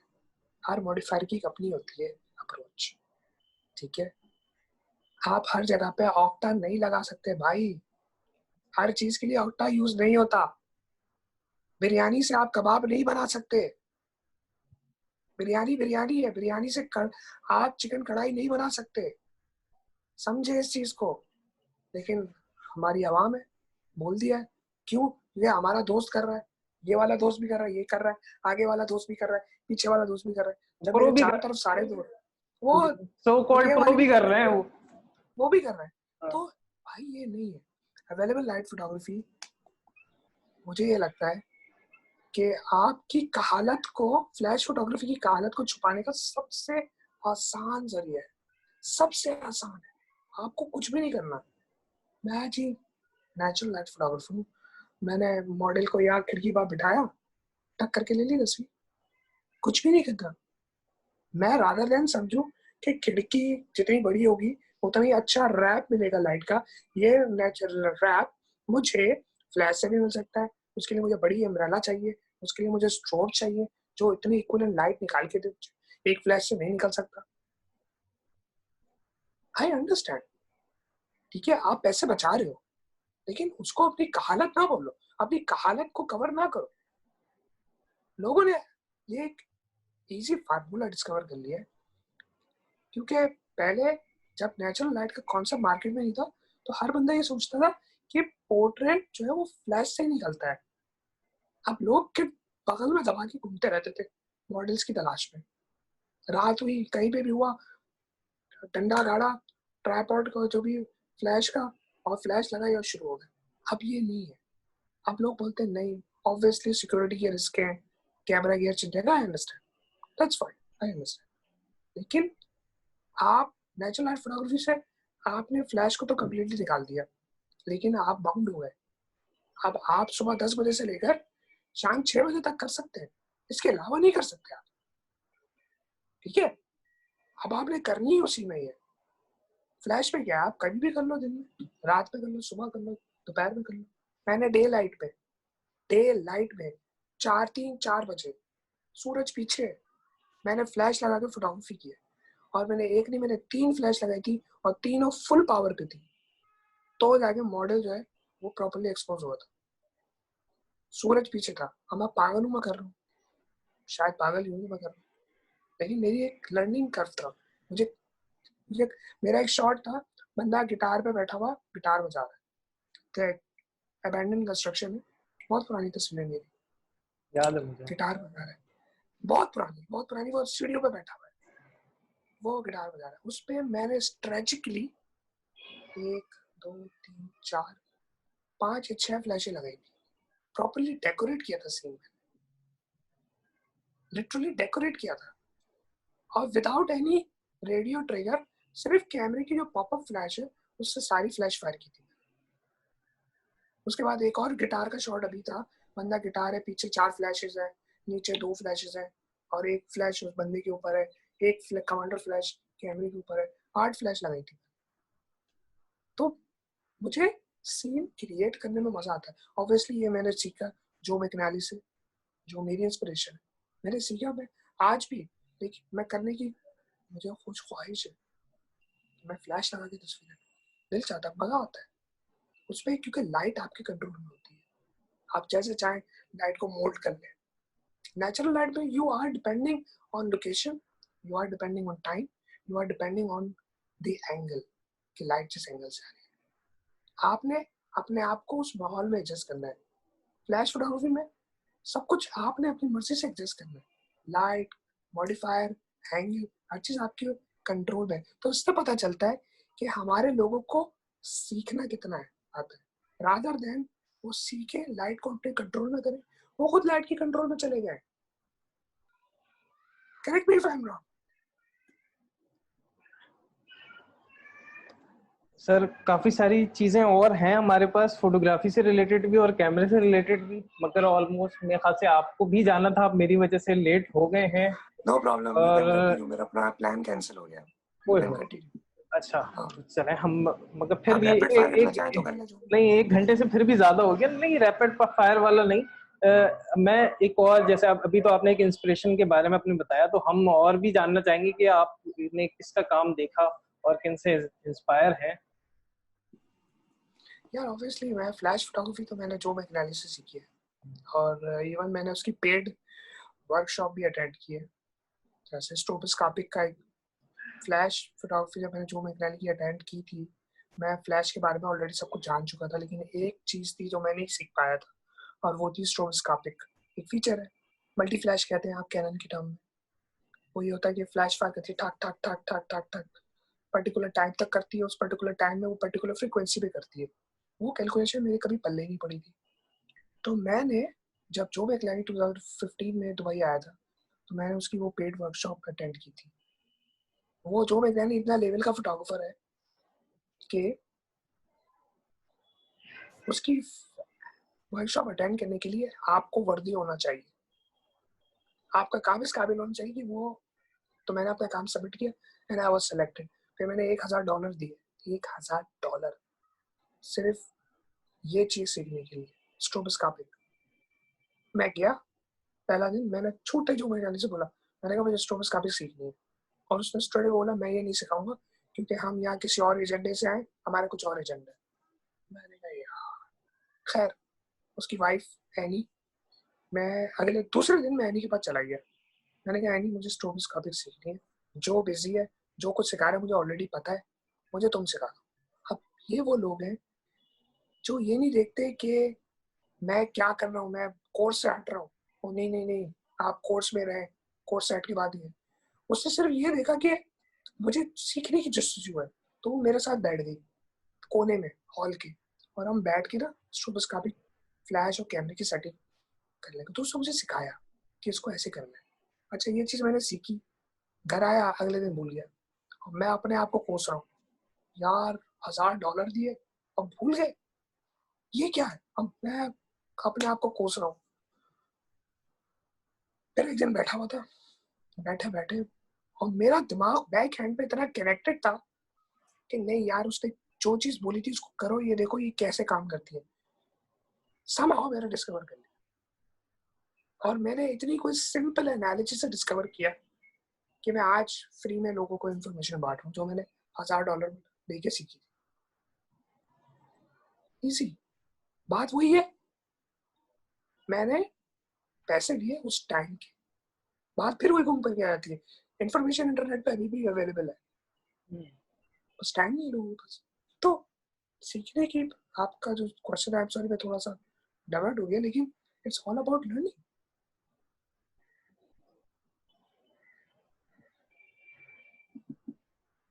तो और कोई नहीं है?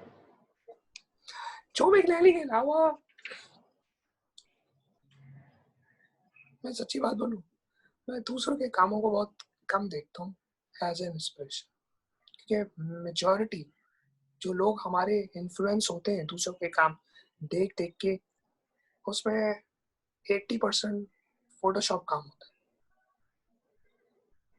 हद से ज्यादा पोस्ट प्रोसेसिंग होती है, और मुझे पोस्ट प्रोसेसिंग से चिढ़ है। मैं फोटोशॉप लाइट रूम में एडिट करके मैं सिर्फ फोटोशॉप में जाता हूँ कि मुझे इस एरिया को, अगर कोई सिलेक्टिव ऐसी एनहांसमेंट है जो लाइट रूम में पॉसिबल नहीं है विदाउट मास्किंग, मैं फिर वो उधर करता हूँ फोटोशॉप में, और शार्प किया, दैट्स इट। मैं कोई ये नहीं है कि मैंने डैनियल चौंग की तरह 36 शॉट, मतलब कोई 100 शॉट्स लिए एक इमेज को बनाने की। डैनियल चौंग का वर्क फ्लो ये है कि वो हर एरिया के एक्सपोजर को अलग शॉट करता है और फिर उनको ब्लेंड करता है, और उसकी ब्लेंडिंग, वाइट बैलेंस, एक्सपोजर, कोई इतना परफेक्ट है कि क्या आप पकड़ नहीं सकते। वो एक शॉट को पकड़ने के लिए पता नहीं वो कितने शॉट लेता है, मतलब ही इज मास्टर। फिर हमारे अपने पाकिस्तानी भाई हैं, मिल्की वे गैलेक्सी, वो बहुत फॉग, पता नहीं क्या क्या करते हैं लोग यार, हाईली प्रोसेसिंग। तो मेरा जो फाउंडेशन बनी है ना, वो जो मैकडैनी और इनके काम को देख के बनी है, जो कि फोटोशॉप कम करते हैं, मतलब कम से कम पोस्ट प्रोसेसिंग करते हैं। मैं उनके कामों को देख के मैं बड़ा हूँ, तो मेरी इंस्पिरेशन है ही नहीं ऐसी जिसको देख के मैं सीखूं। हाँ, मैं काम की तारीफ जरूर करता हूँ, लेकिन मैं इंस्पायर नहीं होता। आजकल वो ट्विलिंग चल रही है फोटोशॉप की, मेरी नजर में जीरो। मैं इंस्पायर नहीं होता किसी के काम को देख के। अच्छा कि मैं उसको देख के करूं, मैं नहीं करता। मैं इसी के साथ साथ अक्सर ग्रुप्स जो है वो डिमांड करते हैं बहुत सारे डेटा की, कि आप जब तस्वीर खींच रहे हो तो वो आप उसके साथ काफी सारा डेटा जो है वो जोड़ें, या एग्जिफ डेटा जिसे कहेंगे। तो आप एग्जिफ को कैसे देखते हैं? बकवास है, एक्सेल सबसे बड़ा झूठ है मेरी नजर में। आप एग्जिफ जब देते हैं ना, तो आप लोगों को चीट करने का तरीका बता रहे होते हैं। लोग इस इंप्रेशन में होते हैं कि मैंने जो एग्जिट डेटा दिया है, जब भी आप ये वैल्यू डालेंगे तो ऐसी तस्वीर आएगी। तो होता ही है, लोग तस्वीरें एग्जिट डेटा कॉपी करते हैं, फिर वो तस्वीर नहीं आती। वो चीज हमने तो आई नहीं। तो भाई आप ये थोड़ा सा अपनी अकल यूज करो कि मैंने जिस एनवायरनमेंट में, जिस लाइटिंग कंडीशन में ये एग्जिट डेटा डाल के तस्वीर ली थी, थोड़ा इमेज को भी तो देखो कि क्या सीन हो सकता है। वो नहीं देखेंगे, वो सिर्फ ये देखेंगे कि ये इफेक्ट आया है तो ये इस डेटा से आया है। वो उठा के कॉपी पेस्ट कर देंगे विदाउट नोइंग कि कैमरे को भी देखना है। मैंने अपनी लाइटिंग, जिस लाइटिंग में मैंने शॉट लिया था, हो सकता है वो आप उस लाइटिंग में ना हो, तो आपका डेटा टोटली डिफरेंट है एग्जिट डेटा। और दूसरी चीज जो जिसके मैं बहुत खिलाफ हूँ इस एग्जिट डेटा के, स्पेशली एग्जिट डेटा अगर आप किसी को बताते हो ना, तो उसका मकसद है कि आप उसको वो बैसाखी दे रहे हो कि जिसको यूज करके वो सारी उम्र उसने चलना है, रादर देन आप उसको ये बताओ कि चलना कैसे। आप उसको क्रचेस दे देते हो कि ये बेटा ये ले जा तैयारी कर, तो चल सकता है। रादर देन उसको ये सिखाओ कि भाई तुमने अपने पैरों पर खड़ा होना है, उसके लिए आपको कैमरा पढ़ना है, उसके लिए आपने लेंस चूज करना है, डेप्थ ऑफ फील्ड चाहिए आपको, तो आपने ये अपर्चर यूज करना है। उस अपर्चर को यूज करने के लिए आपको फलाने लेंसेज चाहिए।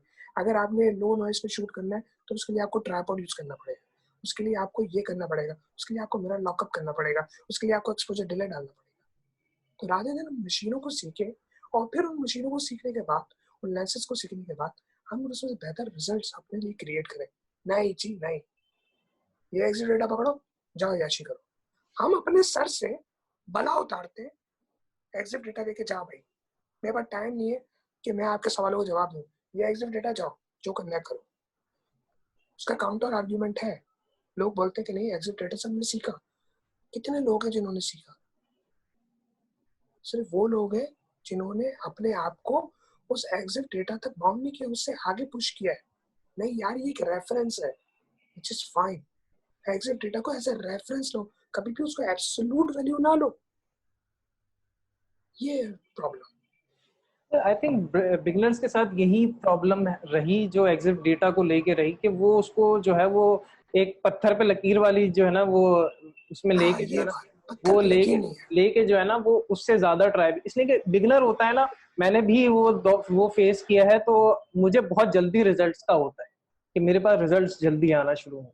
मैं बहुत जल्दी जो है ना वो बाबर भाई जैसी और बहुत सारे जो लोग हैं मेरे, जो मैं जिनको बहुत अच्छा फोटोग्राफर समझता हूँ, उन जैसी तस्वीरें आने लगती हैं। मैंने उसके पीछे ना उस शख्स की मेहनत देखी, कितना साल लगाया या कितना कितना उसने टाइम लगाया वो देखा, हमने सिर्फ एक एग्जिट डेटा कॉपी किया और हम चाहते हैं कि वो तस्वीर हमारे हाथ में आ जाए।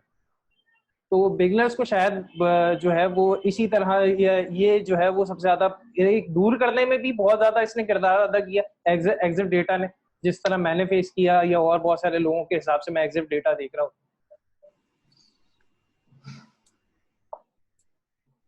जल्दी कुछ भी नहीं होता भाई, हम्म। जल्दी कुछ भी नहीं होता, हर चीज को सीखने में टाइम लगता है। भाई वही वाली बात है, बात बहुत तलख है, लेकिन इंसान भी एकदम से दुनिया में नहीं आता। इंसान को दुनिया में आने का भी प्रोसेस है, टाइम लगता है, हर चीज का टाइम।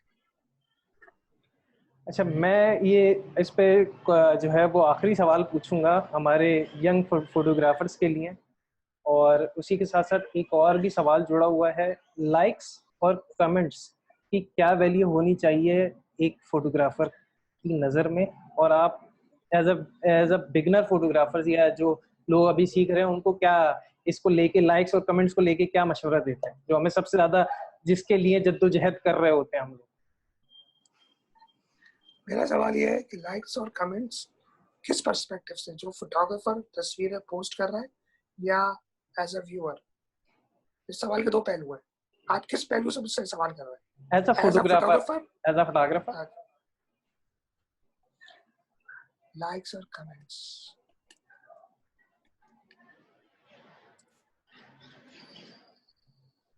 मैं सोच रहा हूँ मैं कितने मुनासिब तरीके से इस सवाल का जवाब दूं। नहीं, आप बिल्कुल भी मुनासिब तरीके से ना दें, मैं बिल्कुल भी नहीं चाह रहा कि आप किसी मुनासिब तरीके से इसका जवाब दें। अच्छा, अच्छा, देखो भाई, हाँ।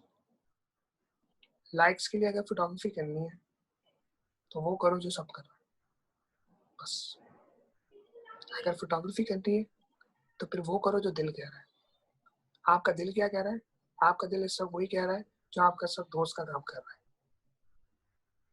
अगर वो एक सिर्फ नाजुक की तस्वीरें ले रहा है और आप उसके इन्फ्लुएंस में हो, तो डेफिनेटली आपका दिल वही चाहेगा और फिर अल्टीमेटली आप वही काम करोगे। हमारी फोटोग्राफी अक्सर डिपेंड करती है हमारी कंपनी पे, हम किस तरीके की कंपनी में रहते हैं, किस तरीके के दोस्तों में रहते हैं, किस तरीके का काम देखते हैं। हमारा दिमाग और आंखें सिर्फ वही देखना चाहती है जो हमारा दिल चाहता है, हमारे बैक एंड पे सोच चल रही थी।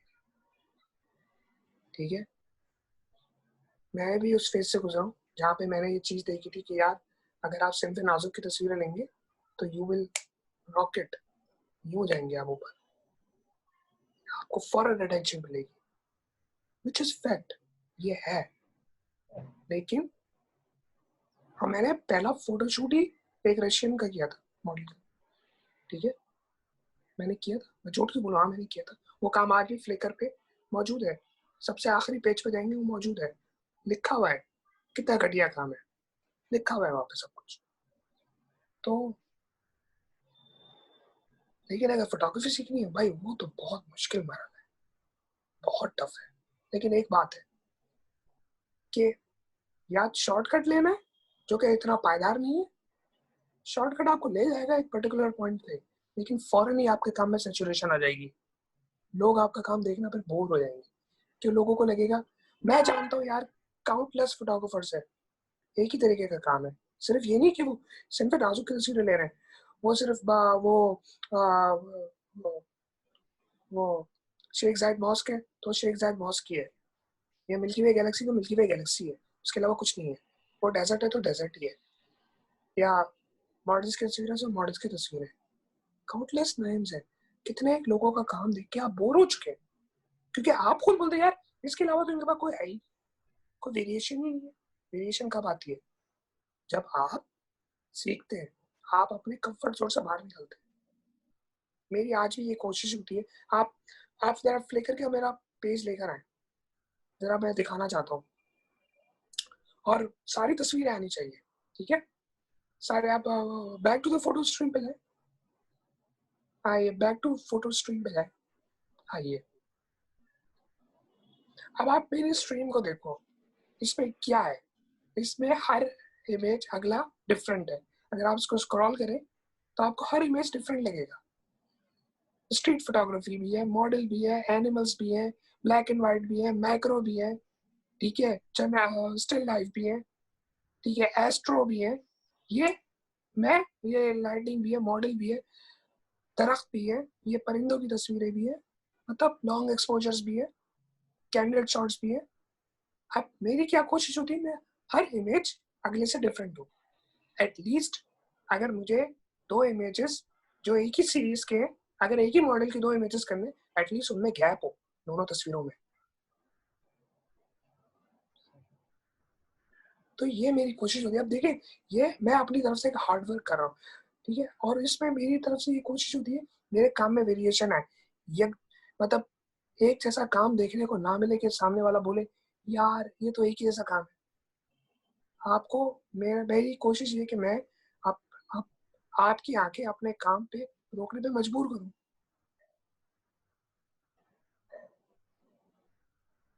लाइक्स की यहाँ तक बात है, अगर आप लाइक्स के लिए काम करोगे तो फिर आप दूसरों के लिए फोटोग्राफी कर रहे हो, ठीक है। अगर आप सीखने के लिए करना चाहते हो तो आप फिर भूल जाओ कि आपको लाइक्स मिलेंगे। आपको कभी लाइक्स नहीं मिलेंगे अगर आप अपने लिए फोटोग्राफी करोगे। ये मैं आपको लिख के देने के लिए तैयार हूँ। ऑन टॉप ऑफ दैट, जहाँ बात कमेंट्स की होती है, हमारे यहाँ लोगों को तमीज नहीं है कमेंट्स करने की यार।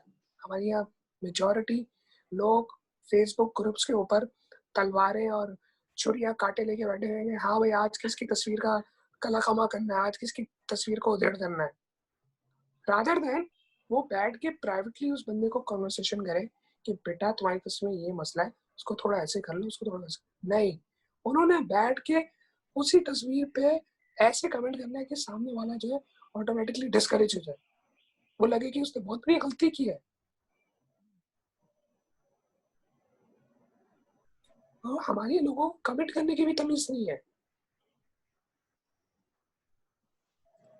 अच्छा, हमारे यहाँ भी ये लाइक्स की मसला है कि क्रिटिक के लिए कोई ग्रुप बनाया नहीं, और जो हमारे एक नॉर्मल ग्रुप है उस पे लोग खामखा में जो है वो खामखा में नहीं, यानी कि वो होते हैं उनका लोगों को बहुत सारे लोग अपनी सेटिस्फेक्शन के लिए क्रिटिक कर रहे होते हैं कि मैं क्योंकि शायद उनको घर से अटेंशन नहीं मिलती। तो हम यानी कि क्रिटिक की ग्रुप्स बिल्कुल मुख्तलिफ हैं, जहां पर वाकई आप अपनी धज्जियां उड़ाने के लिए तस्वीर रखते हो, सही है, जहां पे यार रखनी पहली चाहिए। बात तो ये पहली बात तो ये कि बात करने के तरीके होते हैं, ठीक है। और आप उस बंदे से फीडबैक लो जो उस जनरा की फोटोग्राफी करता है। ये बात मैं 10 दफा बोल चुका हूँ और मैं फिर दोबारा बोलूंगा। मैं कभी भी एक पोर्ट्रेट के ऊपर एक लैंडस्केपर या एक स्ट्रीट फोटोग्राफर की, चलो स्ट्रीट फोटोग्राफर की तो ले लूंगा, लेकिन मैं लैंडस्केपर की कभी इनपुट नहीं लूंगा, क्योंकि उसने कभी की नहीं है पोर्ट्रेट। मैं क्यों लूं? सही। मैं एक फैशन फोटोग्राफर से एक वाइल्ड लाइफ फोटोग्राफी में कभी इनपुट नहीं लूंगा जो मैंने देखी है ऑनलाइन।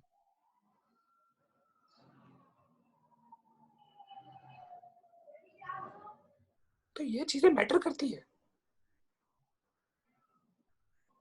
हमारे ये लोगों को हर जगह पे टांग अड़ाना है।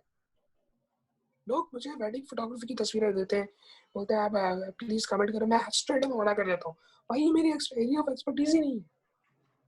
आप मुझसे वेडिंग की इनपुट ही ना लो, क्योंकि I can not do it. मैं वेडिंग फोटोग्राफर नहीं हूँ। तो मैं क्यों ऐसे मामले में टांग अड़ाऊं?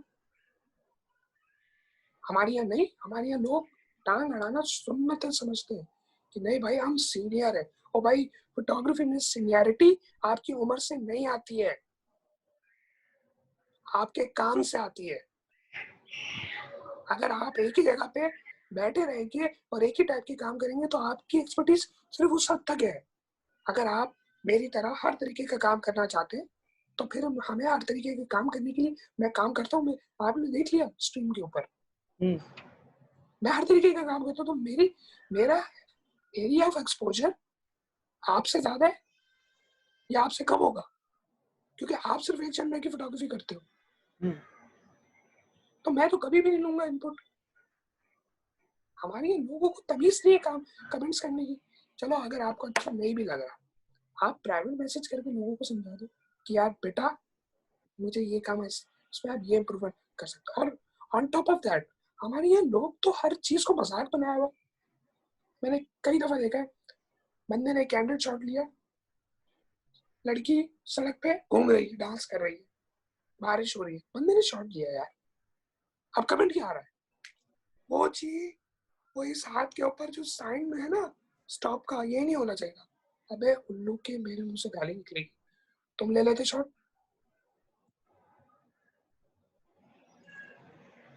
मतलब तुम्हें मॉडल नहीं दिख रही? मैं अपनी तस्वीर की मिसाल दूं, मैंने शॉट लिया ब्लैक एंड व्हाइट खातून का, शोल्डर ड्रॉप था उनका, ठीक है, और कमेंट क्या आ रहा है? वो जो क्वेश्चन है ना, ये कोने में नीचे यहाँ पे, ये क्वेश्चन नहीं होना चाहिए था। और मैं रॉ फाइल निकाल के देखी कि यार क्वेश्चन इसको कहाँ से दिख गया, इसको एक सिनफे नाजुक नहीं दिख रही, उसका ड्रॉप शोल्डर नहीं दिख रहा, इसका मतलब है इसका दिमाग सटक गया है, कुछ हो गया इसके दिमाग को, इसकी नजर क्वेश्चन पे गई है। मतलब इसीलिए क्वेश्चन ज्यादा इंपॉर्टेंट है रादर देन सब्जेक्ट। मतलब मैंने जब शॉट लिया था तो मुझे तो वल्लाह मैं झूठ क्यों बोलूं, रोजे की हालत में मैं, मेरी नजर सोफे पे क्वेश्चन पे गई नहीं, मैंने तो सिर्फ मॉडल को देखा, लाइट देखी, कंपोज किया, शॉट ले लिया। तो इससे पता चलता है कि लोगों के दिमाग में कितना खलल है और लोग जो है वो किस हद तक देखते हैं रादर देन मेन सब्जेक्ट को देखें। हमारी यहाँ इससे पता चलता है कि लोगों को अटेंशन हासिल करने के लिए क्या क्या करना पड़ता है। बात बहुत लंबी रहेगी, लेट्स कट इट शॉर्ट। तो सवाल का जवाब ये है कि भाई अगर लाइक्स के लिए फोटोग्राफी करनी है तो फिर वो करो जो दोस्त कर रहे हैं। अगर अपने लिए करनी है और जिस, तो फिर अपने लिए करो, उसमें लाइक्स नहीं मिलेंगे, ये गारंटी है। कमेंट्स की बात है, कमेंट्स आप उस बंदे से लो जिस टाइप की फोटोग्राफी आप करके पोस्ट कर रहे हो। अगर वो बंदा उसी तरीके का काम करता है और उसने कोई इनपुट दी है तो उसकी इनपुट को वेलकम करो, बट मेक श्योर कि वो जो इनपुट दे रहा है उसने उस लेवल का काम किया भी है कि नहीं। अगर नहीं किया तो देयर इज नो वे कि आप उसके इनपुट लो, नो वे। ये बात मैं आपको बोल रहा हूँ गारंटीड। अगर वो बंदा लैंडस्केपर है और वो आपके पोर्ट्रेट पे तनकीद कर रहा है, उसने कभी लैंडस्केप, उसने कभी पोर्ट्रेट ली नहीं है, तो उसकी इनपुट की वैल्यू 0 है। अगर कोई पोर्ट्रेट वाला दे रहा है उसके इनपुट को वेलकम करो, बट मेक श्योर कि उसने भी उस तरीके का काम लिया नहीं। मैं मिसाल देता हूँ, मैंने शॉट लिया कोई 10 मीटर के फासले से, लिटरली 10 मीटर का फासला मेरे मॉडल के दरमियान था। 10 मीटर तो ज्यादा हो गया, 10 फीट, 10 फीट का फासला, 10 फीट का फासला बहुत होता है। 10 फीट के फासले से मैंने शॉट लिया, तो एक पाकिस्तान के पोर्ट जिनको लोग अप्रिशिएट करते हैं और सॉर्ट ऑफ बेंचमार्क समझते हैं, उसका कमेंट आया कि मॉडल की आंखों में कैच लाइट नहीं है। तो मुझे हंसी आई कि मॉडल की आंखों में कैच लाइट नहीं है। इससे पता चला कि वो बंदा कितना बड़ा इग्नोरेंट है, उसको पता नहीं है, उसने इमेज को रीड ही नहीं किया और वो पोर्ट्रेट फोटोग्राफर है। प्रॉब्लम क्या है कि भाई मैंने आउटडोर में शॉट लिया, मैं कैच, और मैंने 10 फीट के फासले से लिया, 10 फीट के फासले से जब मॉडल का शॉट लिया तो उसकी हाफ बॉडी आई, और मैंने इसी तरीके के लैंडस्केप पे शॉट लिया था। जब हाफ बॉडी के शॉट लेते तो बंदे का चेहरा छोटा होता है, बॉडी छोटी होती है, तो कैच लाइट कहाँ से दिखेगी आपको उस पर, कहाँ से दिखेगी? और मैं क्या आर्टिफिशियली फोटोशॉप से कैच लाइट, उसकी इतनी जो माइक्रोस्कोपिक आंखें दिख रही हैं तस्वीर के अंदर, मैं कैच लाइट कहाँ से लाऊं? अगर मैं इतना फासले से अगर मैं उसका चेहरे का शॉट लेता तो हाँ ठीक है कि आप कैच लाइट फिर आप देखते, लेकिन अगर मैं इतने फासले से ले रहा हूँ तो मैं कहाँ से कैच लाइट लाऊं? तो लोगों को ये आलम है, और फिर हमारी आवाम उन लोगों को गुरु मानती है, विच इज स्टुपिडिटी। तो मैंने तो वेलकम ही नहीं किया उसके इनपुट को, क्योंकि उसको इमेज ही रीड करना नहीं आ रहा। हमारे यहाँ जो कहते हैं ना कि फॉल्स गुरु, मतलब फॉर व्हाट? लोग हमारे इतने कोई इग्नोरेंट है यार कि उनको ये, कोई अगर कोई इनपुट देता भी है ना तो वो आंख बंद करके बस तस्लीम कर लेते। भाई ये तो देख लो कि उसने जो इनपुट दी है वो वैलिड भी है कि नहीं। अगर मैं कोई इनपुट दे रहा हूँ तो उसको भी चेक करो भाई। मैं किसी कैमरे के बारे में बोल रहा हूँ, उसको चेक करो कि हाँ बाबर सोनी ने जो कैमरे के बारे में बोला है वो है भी सही कि नहीं।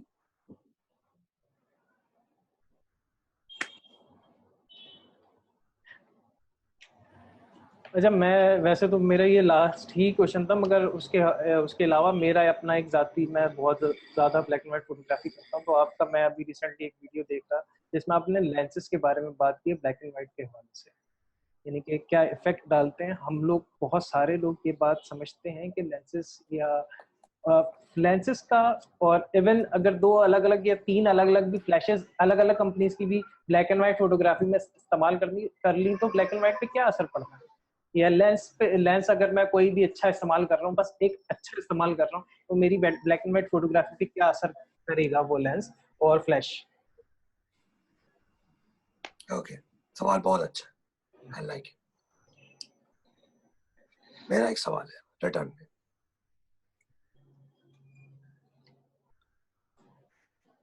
क्या आप कोई ऐसी चीज फोटोशॉप में क्रिएट कर सकते हैं जो आपने तस्वीर में कैप्चर ही ना की हो?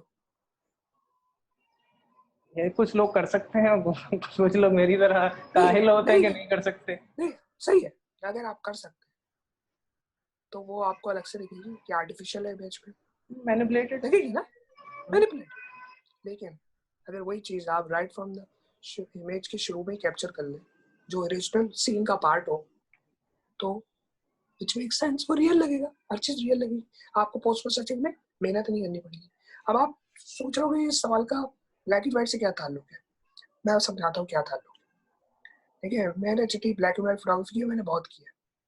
मैंने एक चीज सीखी है, ब्लैक एंड व्हाइट फोटोग्राफी दो चीजों पर डिपेंड करती है, दो चीजों पे। एक आपका गेयर, उस गेयर में कैमरा और लेंसेज है, ये एक हिस्सा है। दूसरा लेंसेज है लाइट। एक्चुअली तीसरा भी पार्ट आता है लेकिन वो सीन होता है, उस सीन में कितना आप, वो लाइट में ही मैं उसको काउंट करता हूँ, क्योंकि लाइट में आपने किस हद तक कंट्रास्ट रखा है। वो आप लाइट, नेचुरल लाइट यूज करके कर रहे हो, वो आप फ्लैश फोटोग्राफी से कर रहे हो, वो आप स्ट्रोब से कर रहे हो, वो कोई भी लाइट है, लाइट कितना कंट्रास्ट आपको दे रही है ये, और गेयर्स, ये दो यूज करके ना आप ब्लैक एंड व्हाइट फोटोग्राफी करते हो। ठीक है, अब गेयर का क्या ताल्लुक है भाई, गेयर तो गेयर, लेंस तो लेंस है, कैमरा तो कैमरा है, बहुत फर्क है, बहुत फर्क है। अब ये वो चीज है कि जो मैंने बहुत सालों की मेहनत करके सीखी है। मेरे कुछ पर्टिकुलर कैमराज है, मेरे कुछ पर्टिकुलर लेंसेज है, मैं उन्हीं लेंसेज को यूज करता हूँ ब्लैक एंड व्हाइट फोटोग्राफी के लिए। वो कौन से, मैं D700 यूज करता हूँ, और अब मैंने जाके Z6 या मैं Z6 यूज करता हूँ, या D780 जो नया है। ये तीन कैमराज ऐसे हैं जो मैं ब्लैक एंड व्हाइट के लिए यूज करता हूँ, मुझे पता है ये तीन कैमराज जो है ये ऐसी मुझे टोन देंगे ब्लैक एंड व्हाइट की, राइट फ्रॉम द कैमरा, क्योंकि इनके जो सेंसर है somehow black and white D700 specially मुझे इतनी वेरिएशन देता है टोन्स की राइट फ्रॉम द कैमरा, जो मुझे पोस्ट प्रोसेसिंग में भी नहीं मिलती। अब मैंने, जो मेरा latest black and white image है ये Z6 से है। अब मैंने अपने कैमरे में कस्टमाइज सेटिंग की है colour black and white profile की, क्योंकि मुझे पता है कि ये मुझे ऐसे टोन देगा जो मुझे राइट फ्रॉम द कैमरा चाहिए, मुझे पोस्ट प्रोसेसिंग में कुछ करना ही नहीं पड़ेगा। ऑन टॉप ऑफ दैट फिर आता है लेंस। मैंने 50mm 1.8S जो कि जेड माउंट का नेटिव लेंस है, मशहूर है कि उससे शार्प 50mm नाइकन ने प्रोड्यूस ही नहीं किया। मैंने वो लेंस यूज किया टेस्ट करने के लिए कि देखिए बेटा ये कितने पानी में। फिर ऑन टॉप ऑफ दैट मैंने जेड सीरीज जो Z6 है उसका आई ऑटो फोकस मुझे टेस्ट करना था। मैंने कहा ये भी देखते बेटा कितने पानी में। तो मैंने ये तीनों चीजें उस तस्वीर में कैप्चर करने की कोशिश की, कैमरे की टोन, सेंसर की टोन, SNR फर्मवेयर यूज करके, लेंस की शार्पनेस, कैमरे का ऑटो फोकस, ये तीनों चीजें उस एक तस्वीर में कैप्चर हो गई। ठीक है, अब ये तो हार्डवेयर हो गया, ये हार्डवेयर हो गया। अब आते हैं कैम लाइट पे। लाइट के लिए, ये लाइट इस वक्त आ रही है मेरे चेहरे पे खिड़की की, ब्लैक बैकड्रॉप ये वही है जो उस तस्वीर में मौजूद था। इस वक्त ये एक्स्ट्रा लाइट यहाँ से आ रही है जो कमरे की मैंने ट्यूबलाइट चलाई हुई है। मैं कमरे की ट्यूबलाइट बंद कर दूंगा, वही लाइट आएगी जो उस तस्वीर में आपने देखी। तो मैंने कंट्रास्ट, ये लाइट जो कमरे की है बंद करके मैंने ये चीज प्रोड्यूस की। तो कंट्रास्ट कि मैं कितने हाइलाइट्स और शेडोज के साथ खेल सकता हूँ, प्लस गेयर। ये गेयर जो होते हैं ना, ये यार देखो, आई अंडरस्टैंड कि लोग के पास पैसे नहीं है और हर वक्त हर बंदा जाके हर मॉडल का कैमरा नहीं ले सकता।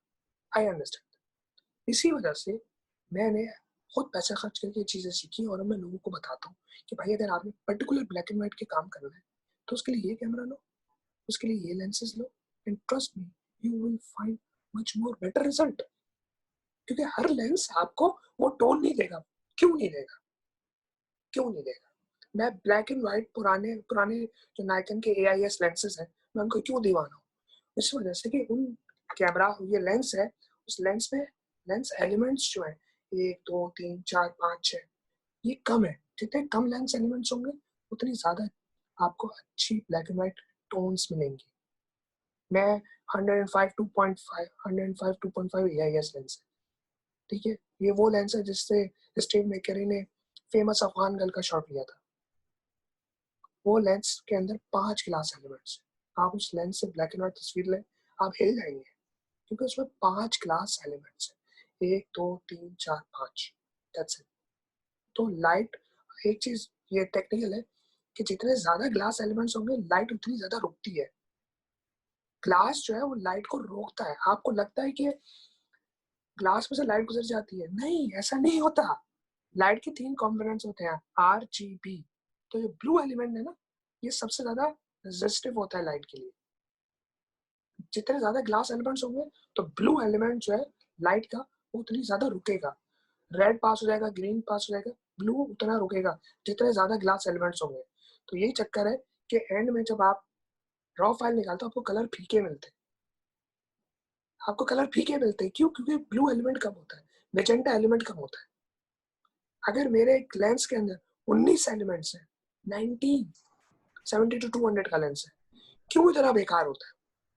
ठीक है, शार्पनेस है, सब कुछ है, लेकिन 70 to 200 कोई भी लेंस हो, आप उसके इनपुट उठा के देख लो, राइट फ्रॉम द कैमरा उसकी आउटपुट उठा के देख लो, वो फीकी होती है। क्यों होती है? क्योंकि उसमें नंबर ऑफ लेंस एलिमेंट्स बहुत ज्यादा है। अब कुछ कंपनीज है जिन्होंने कुछ ऐसे लेंसेज बनाए जो कि ग्लास एलिमेंट ज्यादा है लेकिन फिर भी लाइट अच्छी पास होती है। क्यों? क्योंकि उन्होंने ग्लास एलिमेंट्स में कुछ कॉम्पोजिशन ऐसी रखी है जो लाइट को रोकते नहीं है, उसको स्लिप कर देते हैं। वो जैसे कार्ल जाइस के है, वो उसमें लेड मिलाते हैं, ग्लास के अंदर लेड मिलाते हैं, जिसको आप PB कहते हैं केमिस्ट्री की लैंग्वेज में। लेड मिलाते हैं तो क्या होती है, लाइट उसमें से स्लिप हो जाती है। तो मैक्सिमम आपको ब्लू कंपोनेंट मिलता है। वो ब्लू कंपोनेंट मैक्सिमम जो मिलता है आपको बहुत ज्यादा क्रोमेटिक एब्रेशन मिलता है। तो यही वजह है आप बोलते हैं यार कार्ल जाइस के लेंसेज में बहुत ज्यादा क्रोमेटिक एब्रेशन है, लेकिन वही क्रोमेटिक एब्रेशन जो लैंडस्केप और पोर्ट्रेट फोटोग्राफर के लिए मनूस है, वही क्रोमेटिक एब्रेशन आप ब्लैक एंड व्हाइट करो, इमेज ऐसा निकल कर आता है जिसकी कोई हद नहीं। क्योंकि क्रोमेटिक एब्रेशन क्या है? क्रोमेटिक एब्रेशन लेंस का ये बताने का तरीका है कि भाई मैं एक 3D इमेज आपके लिए क्रिएट कर रहा हूँ, एक 2D प्लेन के अंदर मैं 3D इमेज क्रिएट कर रहा हूँ। तो साइज के इमेजेस अलग से आपको स्क्रीन से बाहर आते हुए दिखते हैं। क्यों है? क्योंकि उसकी क्रोमेटिक एब्रेशन बहुत ज्यादा है। तो पुराने लेंसेज जो है मैं वो जानबूझ के यूज करता हूँ क्योंकि वो अलग दिखते हैं, वो इमेज अलग से उठ के बाहर आता है। सिर्फ इस वजह से वो लेंस इम्परफेक्ट है, वो परफेक्ट लेंस नहीं है। लेंस जितना ज्यादा इम्परफेक्ट होगा, शार्प होगा, वो उतना अच्छा है ब्लैक एंड व्हाइट के लिए। अब भाई उसकी लिस्ट क्या है, बार बार लिस्ट बताएं तो भाई ये तो बहुत बड़ी है, अलग टॉपिक है, बाद में डिस्कस करें। सर बहुत बहुत शुक्रिया आपके थैंक यू टाइम का और मैं इतना कुछ सिखाने का। मेरे लिए खास तौर पर मुझे आज समझ में आया कि ब्लू के साथ क्या हो रहा होता है मेरी, और ब्लू कहाँ जा रहा होता है। मुझे बाकी जो है, अगर आप ये बात डिस्कस नहीं करते तो मैं अभी हमेशा इसी इसी में फंसा रहता, और हम लोगों में वाकई ये है कि हम पढ़ने की तरफ कम जाते हैं, तो शायद मुझे इससे पहले पता होता, मगर थैंक्स कि सर आपकी वजह से मुझे पता चला कि ब्लू का क्या है मसला, और वो क्यों इतने ब्लू वाले शेड्स जो ब्लैक एंड व्हाइट में आने चाहिए वो कहाँ चले जाते हैं, या ग्रे के स्केल की तरफ जो है वो इतना क्यों डाइवर्ट हो जाते हैं। तो सर बहुत बहुत शुक्रिया। Thank you. I am very happy कि एटलीस्ट आपको हेल्प हुई। That's all I care, that's all I care. Sir मैं फिर बस चलते हैं सर, अस्सलाम वालेकुम। Thank you very much. Thanks sir. अल्लाह हाफिज़।